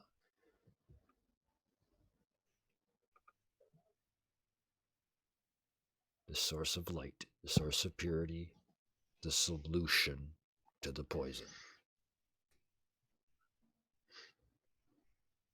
And with the help of everyone you know and everything you've ever believed to be true, you're doing it. And Caradon will be kind of watching Amala if she needs anything. And the wolf just comes up and bumps against your hip. And as it sort of finishes, it's like I just sit down hard right in the middle of the river. Yeah. And yeah, Caradon will then catch her to help her from not completely dunking herself.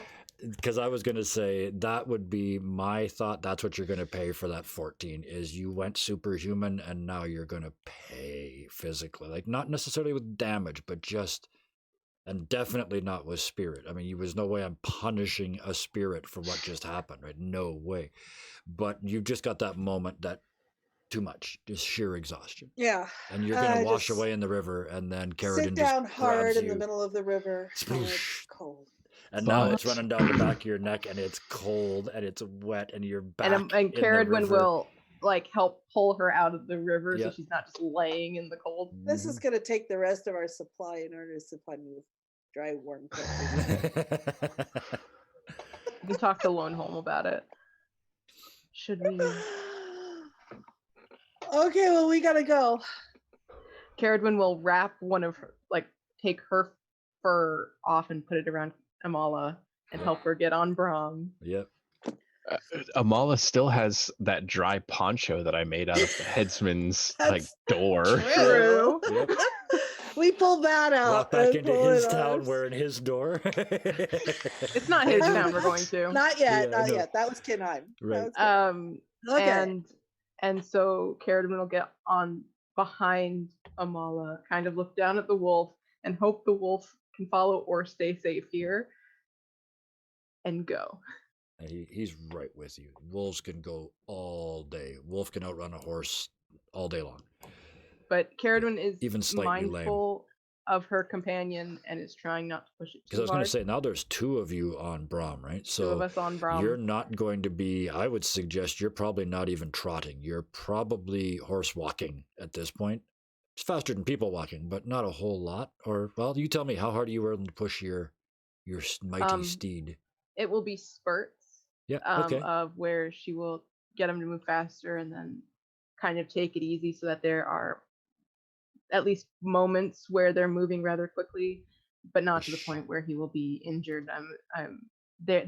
She's been working with him for long enough that she kind of knows his Okay, yeah. So yeah, threshold. no I mean, need he's used to running and being ridden in the mountains, so yeah, she kind of has a idea about that. And he got, he got a rest over the night too. So like you guys did. So with the wolf at your side, which is, wow, what an image. Your Brahms Palomino? He's a Fjord. Okay. So yeah, the 2 of you on that with this white wolfling running beside you through the forest, heading back along, but you just followed the river back, I guess, right? Mm-hmm. That's the shortest route. Oh, running beside the patch of bright water that you created. Just a little bit behind, probably, actually. It's. I was going to say, it's moving faster than you are, and it sort of creeps ahead of you, but that's at least the start of this journey is accompanied by your own pure white water. And Caradwin's making sure Amala doesn't fall off. Yeah, probably in front of you because she's just. Yeah. So, yeah. She already specified that. Yeah. And so, yeah, you guys start to crash your way back down the river towards the site. So, I guess, back at the site. What do you say we gather some information? Yeah, and absolutely. start telling a story. Watching these people for sure. Yeah. Oh, I should probably get my notebook. Let's gather some information. Do I have any? I'm not sending feet out in this environment. No way. I will forego the +1. Nope. Yeah, I'm gonna forego the +1 too, because we're not really. This isn't really woodland knowledge. No, not really. Wow. No. Okay, I got. Okay. Yep, done. We're peeking around and trying to, do that thing where you're trying to pretend you're unconscious so they don't get attracted to you. It turns out they're not paying attention to us at all. But in the process of looking around, there's that shovel in the ground and that iron rod. There's sort of a wave of, for lack of a better phrase, worry passes through all these undead, and they start to gather right around this shovel and around this iron rod.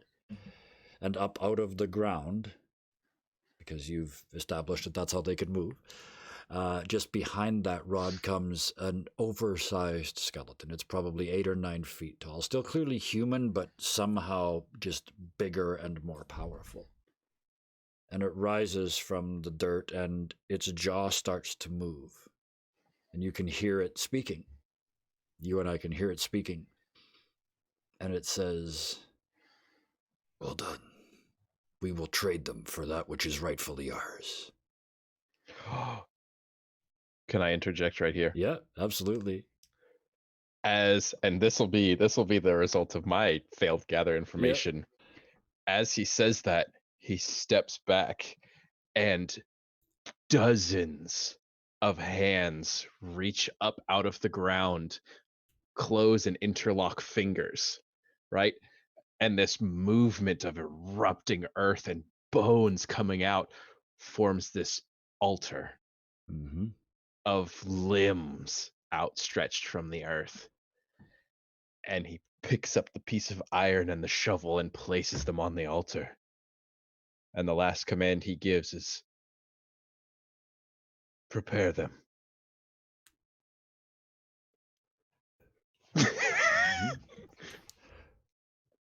And then I'm just going to play yes and with this because he stops for a moment and then says, We have two, which is what we need. Once for the dead man who should have come here and didn't, and one for the girl that should have never been.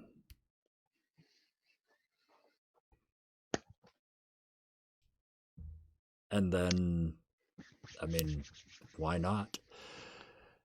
At that moment, at the far end of camp, a kerfluffle begins to occur as an artificial dawn. We're down in the bottom of a chasm. It's dark and shady down here, even though it's daytime. But the sun comes up. But it comes up way down there at the end of the chasm, not up in the sky. And the light starts to grow, and the screaming of the dead as they start to flee in the opposite direction. Yeah, we don't know what that means. No, that was absolutely out of character thing. Yes, but they start to move away from the light as it approaches, and you can hear there's actually some shrieking and howling as some of them are caught in the light near they're actually in the river. The ones that are near it seem to be okay, but if they're touching the water when the light passes, it seems to hurt them. And they pull back and start to retreat, and the hands that are holding us pull back into the dirt. And this valley fills with light. Oh, yeah, as soon as those fingers loosen, it just breaks them off. We're still not fighting. Follow me. And using that bright light as a source, I lead you from one shadow to the next, to the next, to the next from these trees, with feet out ahead of us. And now he's out and gone because they're distracted and they're going that way, so we're going this way, the other way. I don't even look to see if you're following. I just tell you to follow. Follow me. We're getting out. Let's face some danger. Once they came up across the chasm, Carradine is taking it slower and being more cautious about it to see which ways these things flee, where they go, how they move. Absolutely. Not rushing in. Yeah. And also, did Bill grab his shovel? He hasn't yet. That's going to be all part of this. We're going to see how this goes. Face danger with shadow. Shadow, and I get plus. Wait a minute. Let me check. I think I get +2. I secure an I have to secure an advantage with Bill, and if I get a success, I get some stuff. Yeah, I'm gonna forego. When you secure an advantage by sending your spider to scout a place, add +1 and take plus momentum on a hit. So let's do that first. I'm gonna forego this because we're not shadow. in the woods. Oh no way! That's impossible. That is impossible. That's oh wow. Yeah, that's amazing. Okay. Well, technically, that's only my secure advantage. So now I have to face danger, but I get an extra +1. So that face opportunity danger on with both shadow. of them. Well, now it's shadow +3. So I get 1 for infiltrator, 1 for that success, and then 1 for feet.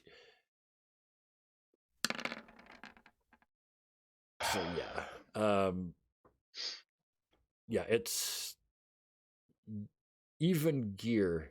Maybe this might even get to gear a little bit because he once referred to Bill as popping and creaking old man, and Bill told him when the time comes, nobody moves like me, and you'd get to see that now.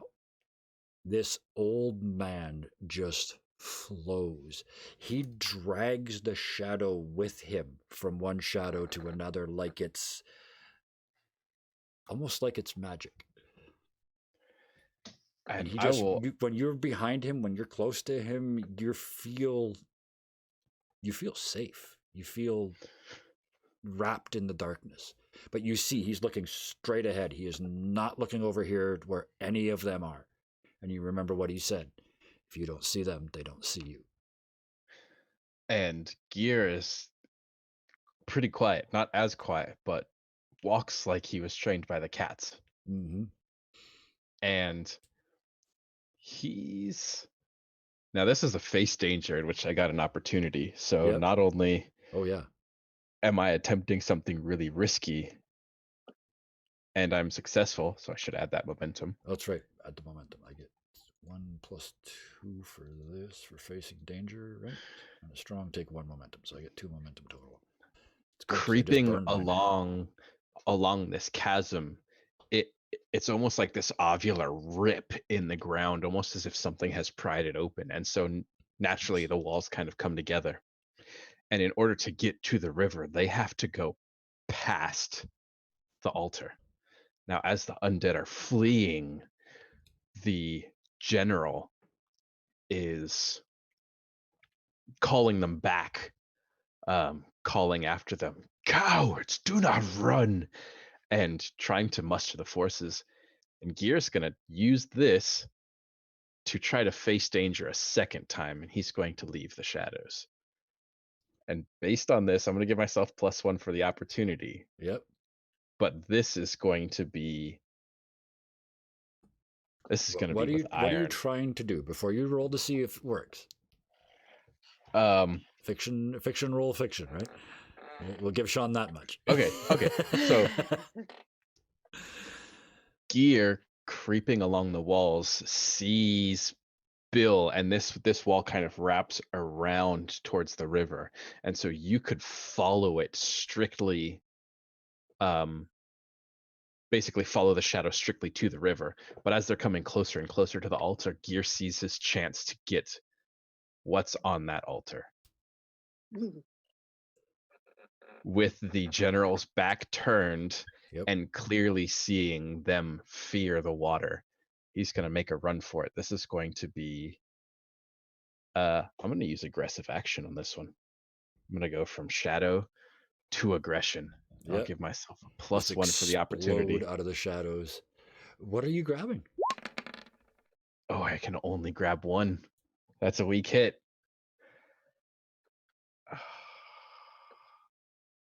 You gave I'm yourself sorry. +1 on that because of the opportunity, The opportunity. right? Okay. Yeah. I'm sorry, Bill. Nope. Gear moves and his head is low. He's down on all fours, and with his legs fires himself up. It reaches down and his hands wrap around the iron. And as he's in the air, he rotates his body and hurls it directly into the river. And using his momentum, follows right after it into the water. So he's not taking it with him, but he's going to leave it in the running water. What does Gear think the water is? Well, he can clearly see that the undead are afraid of it. Yeah. And if they can't get that huge piece of iron, then whatever's going on, they can't do. This is met by a very large howl from the general, of course, who's not very happy. Amala, would this gigantic piece of iron gather the light in this place? The light from the river? We invoked it with iron. Yeah, what effect would it have on tainted iron? You invoked it with 2 little bits of iron like this, and that light is now flowing down the river That over are the same type. an iron These bar little that cylinders long. of perfect And these iron. are cylinders. These are clearly related. So what happens when the light hits that big metal bar?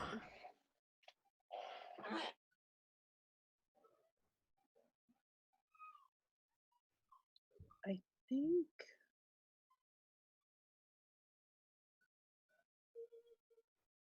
what did we said about the iron bars before? We said that they are potent. They warp nature. They warp nature. They can attract. Some things are attracted to potent things. Yes. Mm-hmm. And it has the power to make promises real, I think is kind of how we phrased it. Oh, so is this light a promise? And what promise is imbued within that iron? It was sworn on a piece of iron from a shaman who swore to protect his village. And the other piece of iron was passed from Gear to Amala because she earned it. It was a rite of passage. I think I want to use the Oracle, and I'm going to say,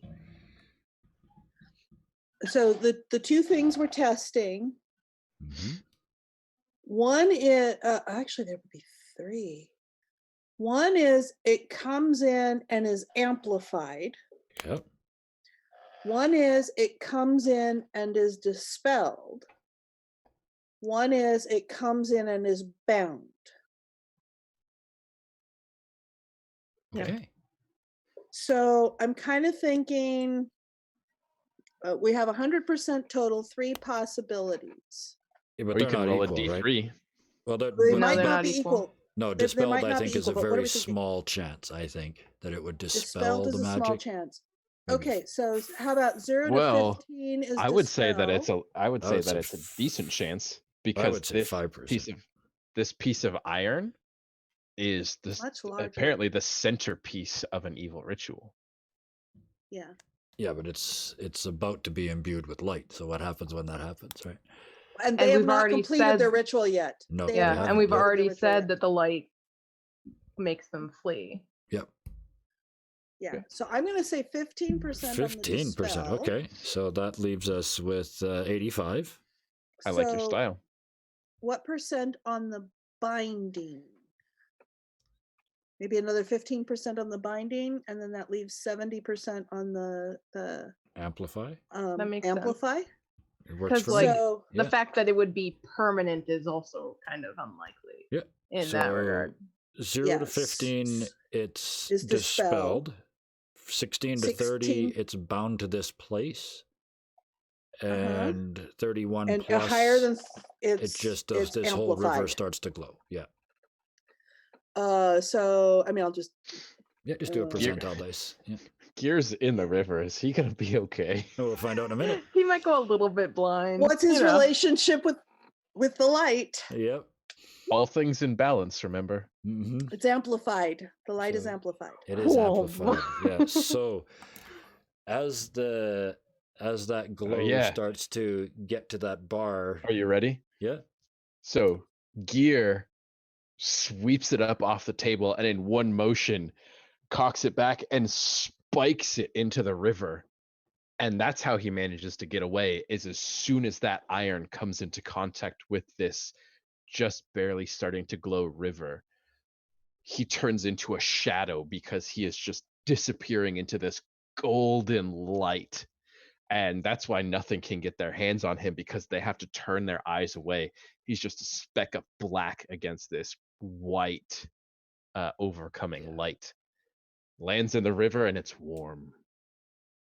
And the light just And gets humming. brighter and brighter. And as it flows from this point on, it's setting off a glow even in the daylight. And you can sense it burning out any impurities. These, with your permission, as it passes these Bonewalkers, they just shatter into dust and bones and pieces. They simply cannot handle this level of light. It's hard to look at. It's like I said, he's just outlined against an arc blue light, just as white can be. Amala, that's your handiwork. You two, I think, at this point, come riding up on the other side of the river just to keep it interesting. If that Yeah, works. again, Caradwin is keeping it cautious. Yeah. But And yeah, these- we are on the other side because I'm assuming she would have went around. Yeah. So you guys come upon this scene. The river starts to glow even more brilliantly. There's a shape of a figure. I mean, it's too bright to know who it is. And then all these skeletons are just being destroyed by your light. And I'll back us up a little bit so as not to be blinded. Yeah. Thought it might delay them a little. Is it supposed to do that?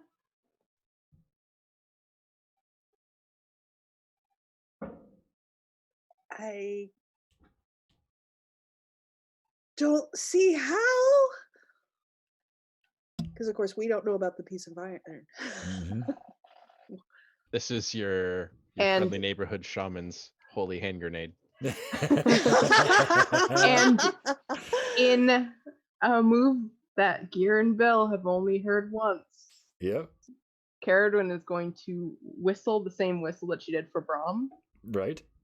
to let them know that they are there. Since these things are being dispersed, it's Yep. Absolutely. Shadow +1. Oh, we kid. I'm You swimming. see, yeah, you see Bill. He was clearly trying to sneak up on you guys, but you see him come splash. He kind of stumbles because it's so bright, he can't sneak. But he tries to sneak across the river and sneak up behind you guys. He's going to give you a little jump scare, but you see him sneaking. So Well, yeah, it's a bright Yeah. light. like so much shadow. Bill, sorry, miss and miss. It's just it's kind of tradition. You done this, right? And I'm looking at Amala because I she's don't standing there know. just, I'm assuming, just gawping at what she's done. she did this. Yes. I no, but it was it. I mean, it was It smaller. wasn't this. But It it's wasn't- clearly here. So as the water kind of comes up to the chasm, it's glowing, but when Yeah, it and gets then- in this chasm, it's like this Yeah, it's like globe of light. I did that. I didn't do this. I did that. That's true. She did the smaller one. Oh yeah, and then the wet dog comes tramping up, kind of shaking water everywhere. And what does Gear do? Oh, That is Gear. I thought that was Oh, okay. Well, oh yeah. So, Gear. When you actually get a look, we're accompanied, and Amala's forgotten about it. Amala's not saying anything about it. yeah. Yeah, Caradwin's dismounted, but still kind of keeping Amala upright because she's still probably pretty winded. Oh, I'm a just weak noodle. because A limp noodle. you kind of whoever remembers the wolf first turns to look, and this light, you guys haven't been paying attention, but it's completely healed. The claw marks are gone. The limp is gone. Yeah, I'm not noticing because I No, take it for granted now. It's just with us. It's just. you get the impression the I- light did it. But Yeah. so Gear, is you come up and shake yourself off from the water. You see Amala on the horse, Caradwin down next to the Holding horse, her up. Yeah. holding her up, and a white wolf just at her heel. And Oh, it's baby. not wounded anymore. Nope. Nope. Yeah, but And you don't know this one was wounded. and No, it you doesn't wouldn't And even you know. see, it's an unwounded white wolf just sitting there as if it were a puppy dog, belonging to Like us. but a just with yearling, a so silver. all Yeah, spindly and and, it- all legs, and and Like it doesn't it's supposed run. to be there. That's not it doesn't run away natural. from. In fact, it's hanging out with a horse and two people. Oh, thank Clearly goodness part you of guys the are both team. okay. It's part of the pack, right? I mean, you understand. Yeah, it's a pack animal, right? This is its pack This potentially is not the place to have this conversation. now. As much as I want to. You But- guys but- are okay. We should get away, Alright. farther away. Yeah. Yeah. Move quickly. And he just starts peeling the pelts off so he can move faster. Yep. I actually, Bill has to go back across the river, get his shovel. In Oh, the yeah. process, he's kicking Hey! if there's any of those bones left, he's kicking them out of any semblance of a pattern, and then swimming back over with his shovel. And Or Kick into a the couple river. into the river. Yeah. and Caradwin will get back on the horse and then try to lead them closer to Lone Home. Yes. Yeah. We're all wet. We're all. I can point you the right direction because Yep. I came here from Lone Home, so I know Yep, Lone you Home know is exactly that where way. it is. So you're still all but unconscious on your horse, Turn that but way. utterly that blown. way. Yeah, utterly blown away by what you've done, I assume. I don't know what this is. I did that. I don't know what this is. This is you can deny kind of it all. intimidated and Yeah, small. And you're in denial. Again, that little part of you that said Weena couldn't do this also said this was you. You had help, but this was you. no, it wasn't. That was me. That was me. I don't know what that was. I didn't do that. I don't know what that is. I did this. Weena couldn't have done this. Just these little voices, these little thoughts Mhm. that are bouncing around. As and you're in no position to resist, right? You're all but unconscious on this horse. The little bit of energy you've got left is you're just staying vertical. So Caradwin's like holding her around her middle. Caradwin's holding her around the middle, like trying to keep her steady. Yep. And Gear and Bill escort as best they can in their own ways. Yeah, what condition are you guys in? So if it took us, so if we did not quite go the direct way because we went the river route. Yep. Probably it's been about a half day.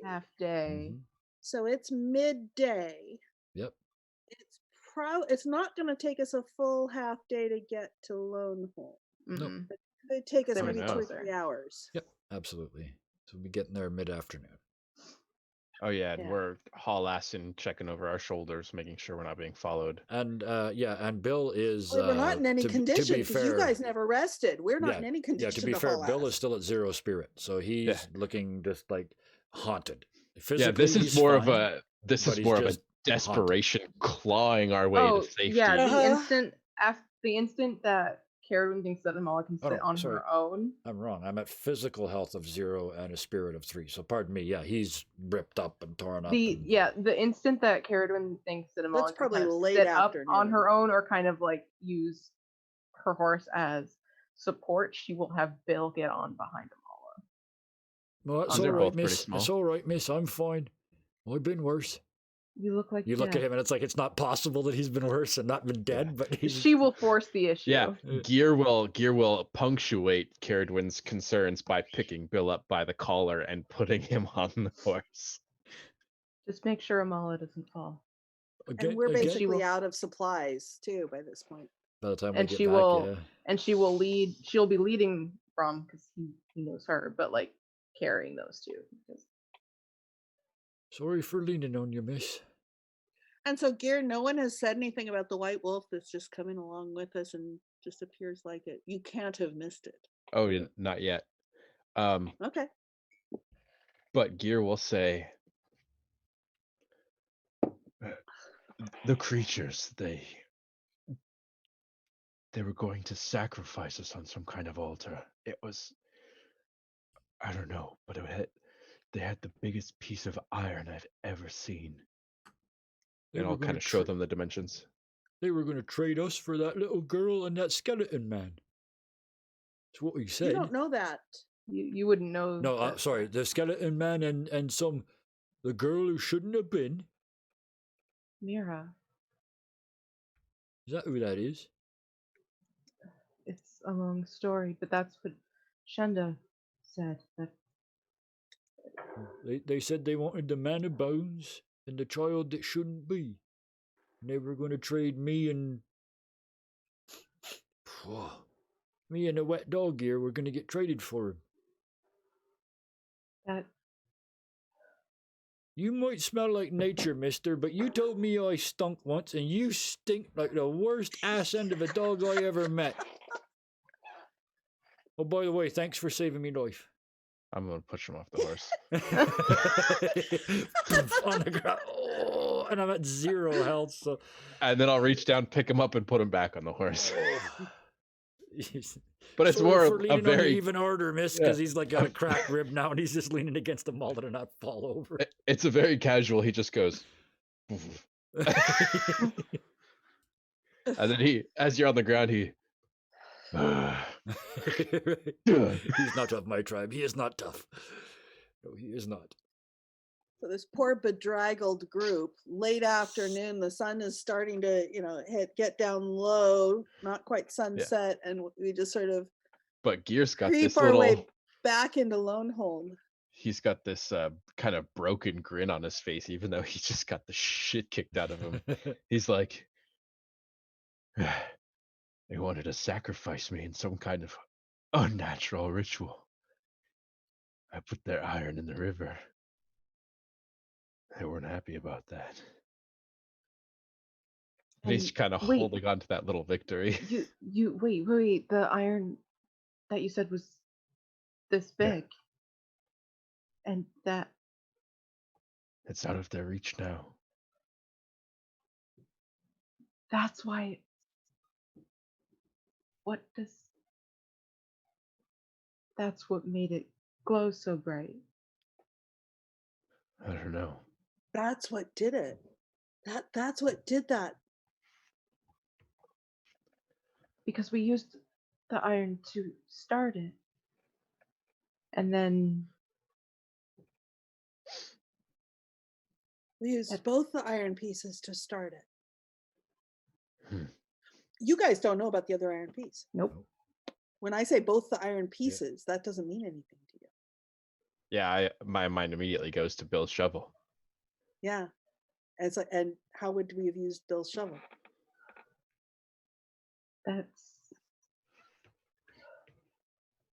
I'm not sure I'll ever understand rituals. No. Me neither. But I think our young shaman has earned herself a different nickname. He's looking at Gear, the one who was always giving nicknames. I don't think Uplooker, or whatever it was you were calling her before, is appropriate anymore. I think Lightbringer's probably more up their stream, if you will. Did I ever tell you why I call people that? I don't believe you ever did. You're not much for sharing, you. My people. They call us forest walkers. We're nomadic. We only have one name. Mine is Gear. What comes after your name is your title. It's what you do. It's your job. Mine is White Mane. Look at the wolf. I still haven't seen the Yeah, connection we all yet. kind of, yeah, all the rest of us kind of look. It's the first time that Amala's acknowledged the wolf, kind of turns and looks at the wolf. The reason we do that is because you earn a name. It's your job. That's why I call you Sneak Thief. That one Bushwalker. And so, if this one truly did bring the light, then it fits.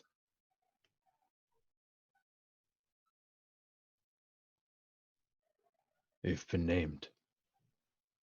It's your cresting day. You're an adult now. At least to my people.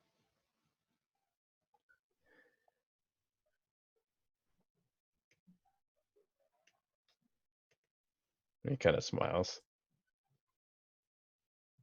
With that adding to the swirl of what must be going on inside Amala's head right now. Caradon is still trying to help keep both Bill and Amala upright. We get to the circle of Bone which one Home. is it? Bone Bone Home. Home, yes.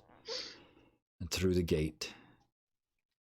And it's mid-afternoon, so I guess at least Bill, as we move through that gate, sort of looks around this familiar place now and realizes that in a couple of hours, that ritual is going to happen again.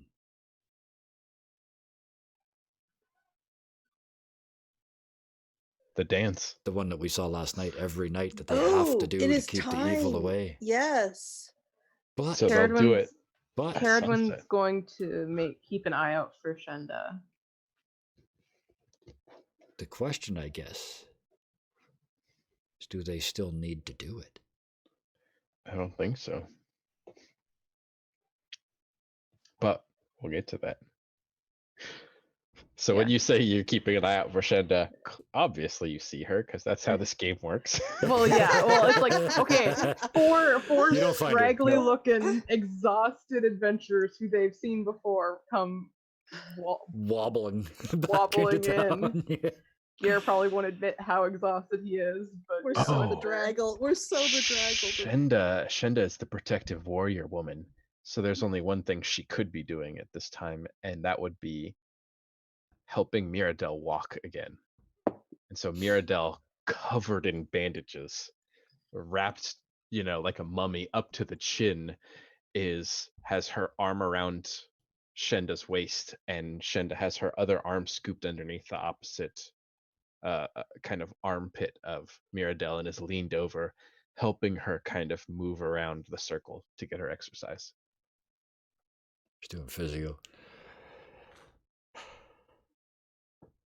And Caradwin will try to find a nice spot to kind of like tie her horse off and kind of like he needs a break. I was gonna say, and I wait for her to fall off the horse, and then I'm gonna wait for somebody to catch me when I fall off. Yeah, Caradwin will catch Amala and try to help her. Gear won't catch Bill. Gear. Right. Well, let's summit anyway. Oh, by the way, your horse is a boy.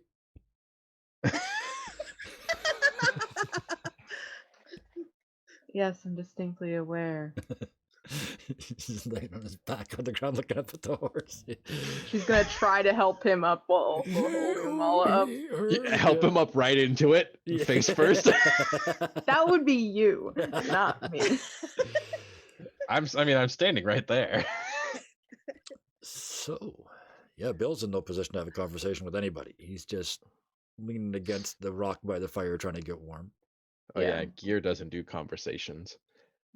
Yeah. But once she has once Caradwin's herded everybody into a sitting position to where they are kind of upright and okay and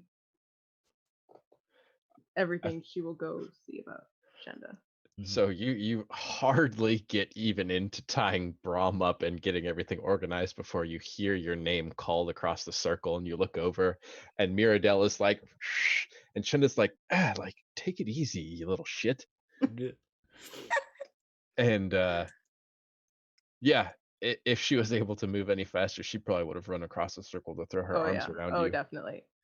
But Shenda's pretty strong, and essentially is keep her at bay. Yeah, holding her by the armpits off the ground while her feet do this. Like a cat, coming after you. But they are clearly aware that you are here. And Caradwin will look at Brahm and then look at the wolf and then back at her horse, like, you two watch them. And then go. And then a crow lands on the back of the horse and looks at you like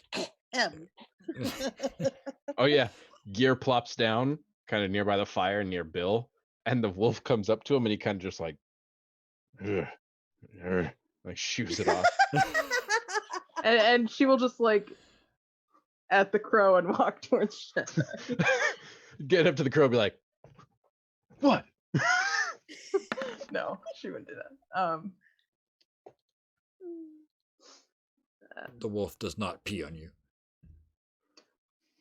What? Kevin, you need to stop playing. You do Caradwin, this to me with scraps enough. Caradwin will have the talisman and walk up to Shenda. She's not doing great, but she's doing a little better than everybody else right now. Yep. Surprisingly. I don't think we could have gotten it. The only thing worse was dead.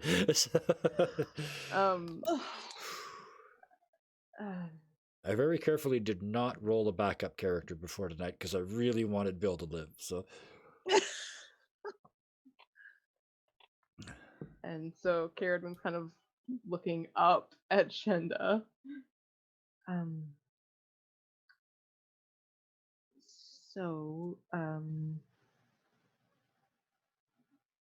I believe this belongs to you. You hold it out to her. Mm-hmm. She holds on to it. No, it doesn't. She opens the loop and puts it over Miradel's head.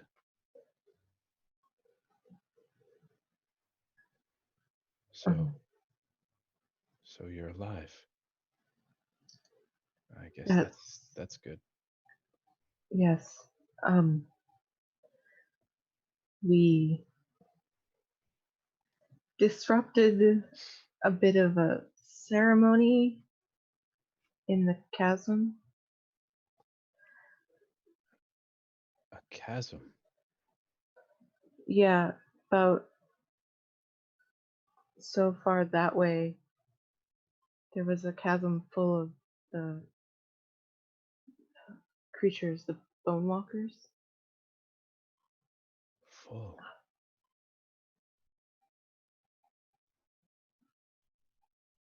And you did what? And she's like totally has just shock and disbelief all over her face. Our shaman apprentice or shaman, our ritualist, imbued light into the river to try and force the taint and evil out of it.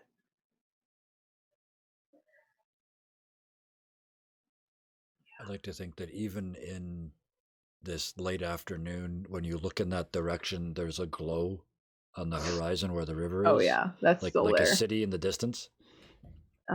It's that it didn't start that bright, but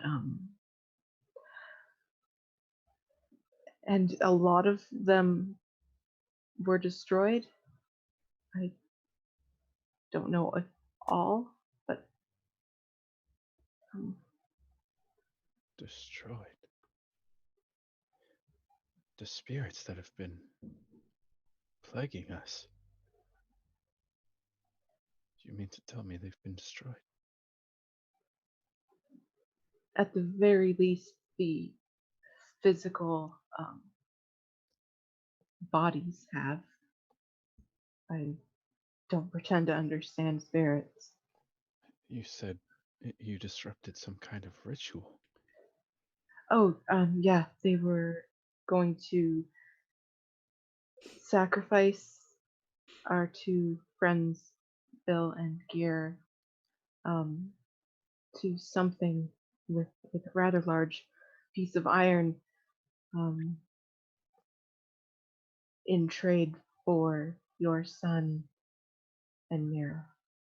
And you can see like she looks up and just turns ghost white. They would have made it through the sanctuary. We've welcomed them into the circle. If that altar would have succeeded, we would. And she kind of lets her voice trail off because her eyes meet Miradel, and Miradel's just like, Yeah. Yeah. Does not need to hear this. It's what Mirabelle does. Yeah. and Shenda goes, if this is true, I didn't think I'd see you again. I thought I sent you off to your death. But here you stand. I'm sorry. I don't know what to say. You don't have to say anything. I just hope it helps.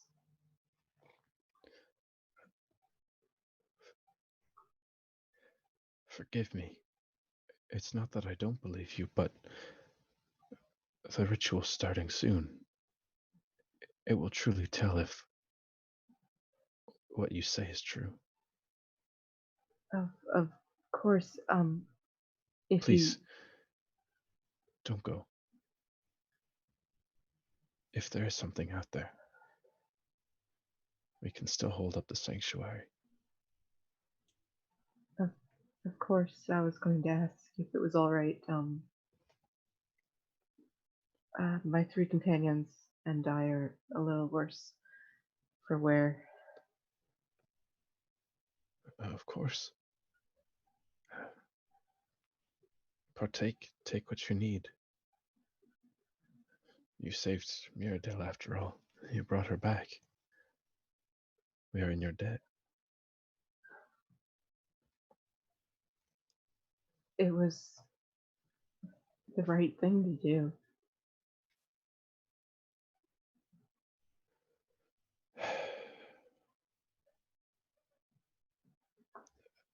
I truly hope what you're saying is the truth. I know it is. I just hope it helps. And besides, I did say I would come back. I know. But after seeing what you've seen, not many people do. I've seen many a great deal of things. Our secrets tend towards the darker side. And you returned. Not only did you return, but you looked on us, and you doted on us for the assistance. We are truly indebted to you. But I'd ask you one more favor. Yes? And she looks down to Mirabelle. I simply can't keep this one from slowing down. She must go 100% all the time. She's going to re-injure herself. Help me get her back to the tent. And for the first time in a long time, you see the frown lines on Shenda's face crack upwards into a smile. Of course. And Karen will look back, see like Amala and Bill kind of like already out, gear with the wolf, Not kind of quite, like but sitting. yeah, close. Yeah. And she'll kind of just give the crow a look, like keep an eye on them. Yeah. And then go help Shenda. You watch the horse watches the wolf, and the wolf watches the people. We got this. Gear crow and laughs the at you. wolf. Gear and the wolf are watching each other. He's just holding it by the scruff of the neck, looking into its eyes, like And it's just staring back at him, gone all limp, like dogs do when you scruff them. a little shit. Tries to lick your nose. That's what I was thinking too. Over by the Gear- fire. Yeah. Gear is clearly a Disney princess. Yeah. I mean, Yeah. He's got a crow on his head, a horse standing behind him, and he's just holding the wolf like. Yeah. So over by the fire, the two invalids, the physically spent and the spiritually spent, laying in the dirt, sort of leaning against rocks, and you see that Bill's drawing in the sand. And you look over and he draws a circle. And then he makes like an S inside the circle. And then he puts a dot on one side and a dot on the other side. Like a dollar sign? No, it's a yin-yang symbol. Carved into the dirt. It's drawn in the dirt. And he looks over at Amala and he says, "You know, miss, I seen one of these years ago, and people told me it was the perfect balance of the light and the shadow. You see, that bit's the light, and that bit's the shadow. The shadow's got a bit of light in it, miss. And the light's got a bit of the shadow in it. I like to think that's you and me, miss. Please don't take that the wrong way. I mean it with the greatest of respect."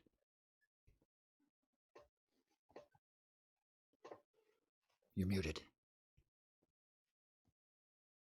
Or you were very quiet and your mic didn't I'm pick she it was up. really quiet. Okay. I was very quiet. Okay. I think you're right, Bill.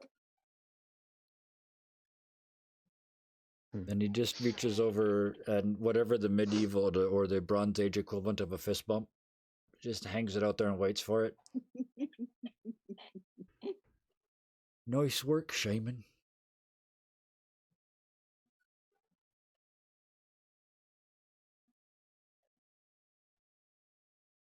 I'm still not sure what I did, but I think I did good. I'm not sure either, miss, but if them crows don't talk to you tomorrow, I'll have a word with them myself.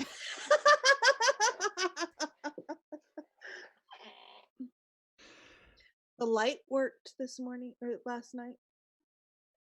Worked, miss? I'd say it did a damn sight more than work, miss. And I look at the horizon and it's just glowing all along that river. No, I mean my ritual, my evening ritual. It worked last night. I mean, it was kind of a dim light, but it worked. If that were it on dim, miss.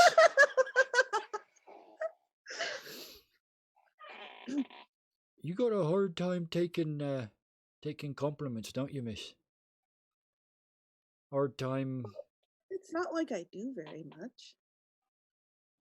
Do I have to physically turn your head and point it at the horizon, miss? I didn't do much. I just did a little something. The iron did that. The iron.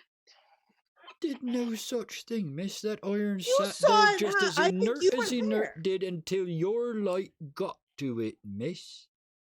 And my light was just a little dim thing until the You iron can't got amplify to it, what's sir. not there. You think anybody could have done that? You think your precious Weena could have done that, miss? Ear growls a little bit. Bill, she's right. I mean, she only lit up a couple miles of river, right? And he gives a little sly grin. Well, now that you mention it, you know, it weren't more than 4 or 5 leagues. You guys.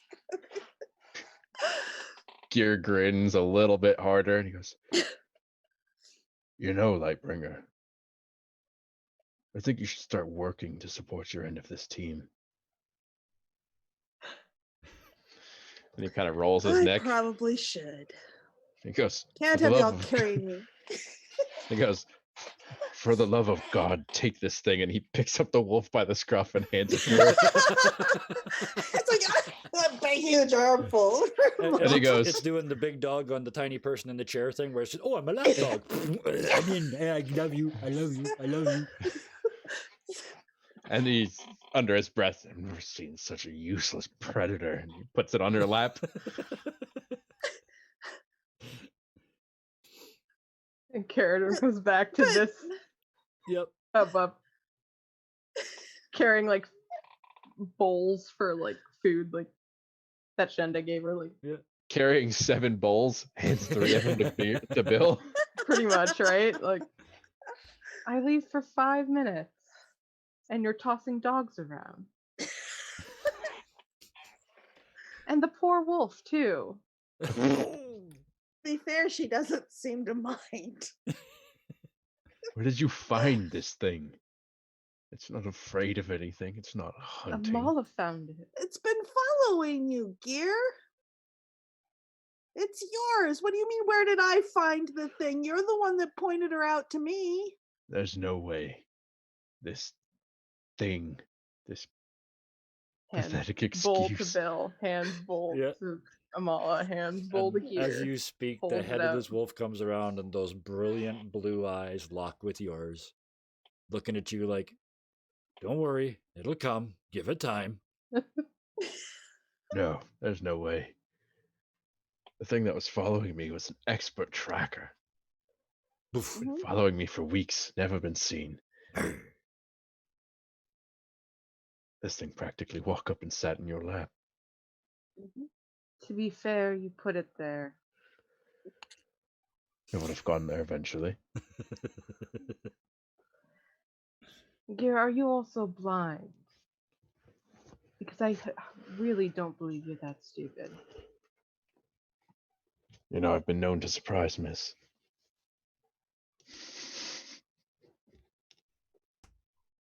And just to put a bow on this, the ritual starts in the background. Unless, I just saw a face.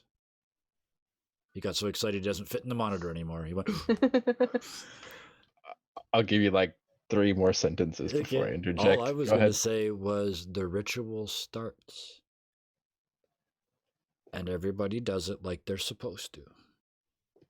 But, and then I was going to say, what happens? The dark-skinned man with the glazed-over eyes pulls the tent flap aside as the dancers are around this fire coming to a crescendo, and the air is buzzing around, and he walks up with his tray of bone dice to this huge fire, and rather than casting this sanctuary, he walks right up to it and inverts the bowl into the fire. The bowl is full of water. Instantly, the fire goes out. In the darkness, Amala, you can see the spirit world. It was you who saw... I mean, it was Gear that told us, but it was you that saw that funnel of evil that was being held back by this man in this ritual. So there's an obvious reason why he just did what he did, but I want you to tell me why. What does Amala see? And as he does it, because this fire and the shadows created by the fire had been building out that dark barrier around. And as he puts it out, and the steam rises and goes out instead of the smoke, and without the light of the fire, they can see just a slight shimmer. And it's not just Amala who can see it. They can see a slight shimmer of the barrier. And as it shimmers, it just sort of twinkles and fades and fades and sinks down into the ground.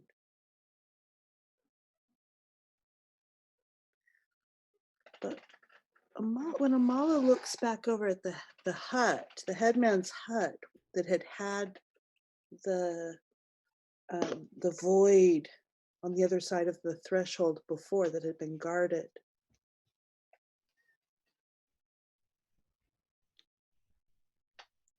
it's just a normal shadow now. There isn't the void there. It's just a threshold into a hut the same as any others. But there's still a string, a line. There's something, maybe just a groove in the dirt where the barrier was. So it's not gone. It's dormant, but it could be relit. They turned it off because they don't need it tonight. Because of Amala.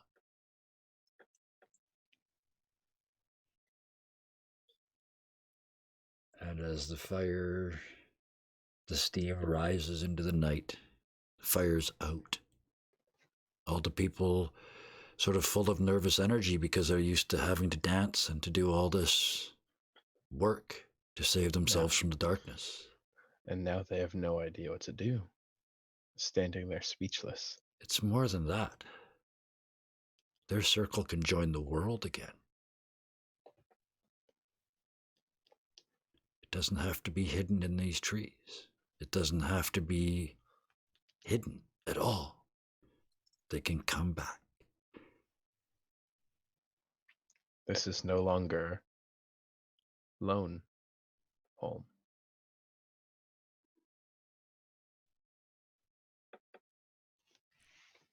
From now on, it's just a circle of home. And because I can hardly speak, that is where we're going to draw an end to tonight. I want to thank everybody here. I don't usually do this. I don't usually single somebody out. But Karis, oh my God, what a night Oh, wow. Thank you. And I was feeling a little guilty because it wasn't quite as spontaneous as usual, but no, this was I had no magnificent. idea. I had I had an idea, but I thought I was going to delay them enough to bring the shaman together to do this. I had no idea it was going to solve it. But No, this was so perfect. that's your gift. That was That's one all of of your the gift. most wonderful sessions I've had in a very long time. That was really, really amazing. So back to script. Thank you, Robin. Thank you, Karis. Thank you, Austin. Thank you to anybody who watched this live. I hope you realize what an amazing thing you just saw. And anybody who's watching it on YouTube, I hope the same thing, because I don't know about you guys, but that blew my mind. We have moved so much story this today. Oh wow! The notorious DMG. Thank you for rating during the outro. Basically, we really appreciate the hell out of that. We'll just keep talking. We'll just you missed the actual game, watch it on VOD, but we'll just keep talking for a couple minutes because you guys went to the trouble of rating us. So thank you. Yeah. There's a reason we're all kind of teary-eyed. Yeah, it was a night, boy. It was you know those games that they call role play heavy. Yeah, well, we just put the boots to one of those. So thank the three of you again. Thank you to everybody who's watching this either on Twitch or on YouTube. Let's go around the room and tell anybody who is watching what else we do. Where else can we find us? Let's just go around the circle. Start with Robin.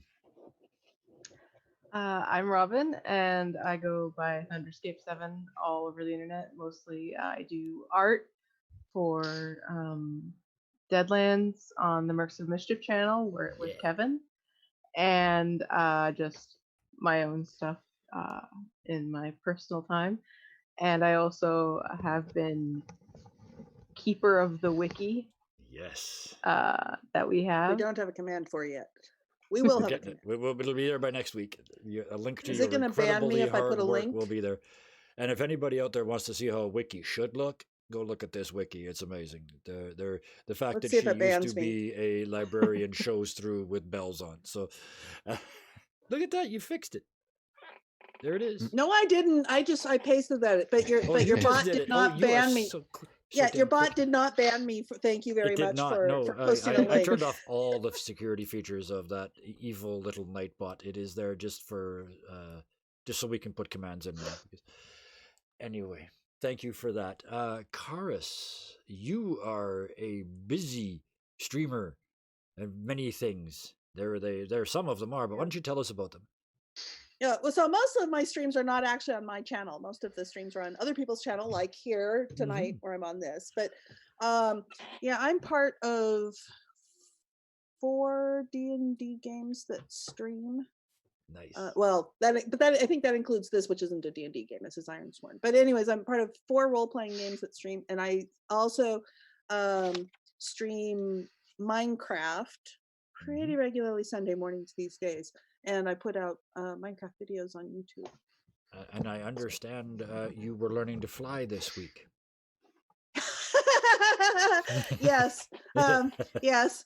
I fly badly in Minecraft. But hey, I've been practicing. My peeps have been trying to teach me, and I show off the skills I almost have. Excellent. It's my Minecraft stuff is chill. It's not the real fast stuff where people are building them really cool. It is chill. It is character. It is fun. Awesome. That's wonderful. And that leaves the man who does not do... Oh, somebody beat me to it. I can't even get a message in now. He role plays, as it says, 3 nights a week, but this is the only one that we're streaming. So why don't you tell us about your at least one of your other games?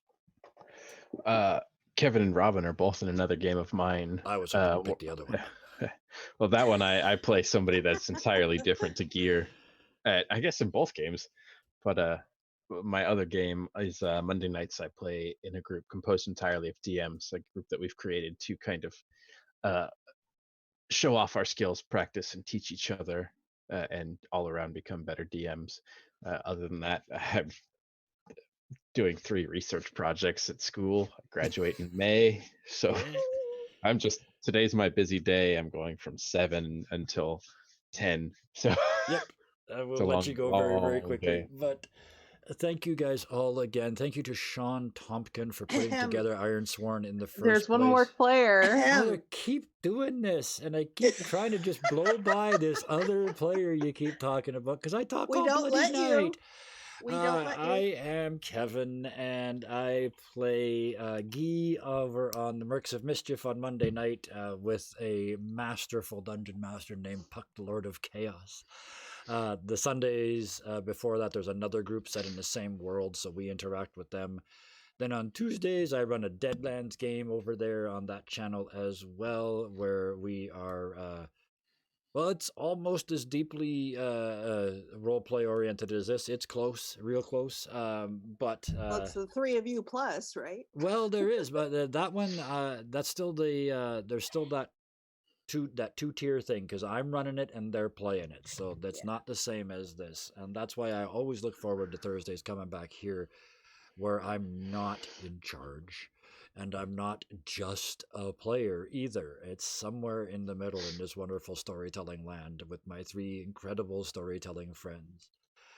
And with thanks again to Sean Tompkin, to Ethan, to each one of you, to everybody that's watching, to that big raid that just came over. Thank you so much, guys. See you 3 hours earlier next week, hopefully. Yeah, we could use the views.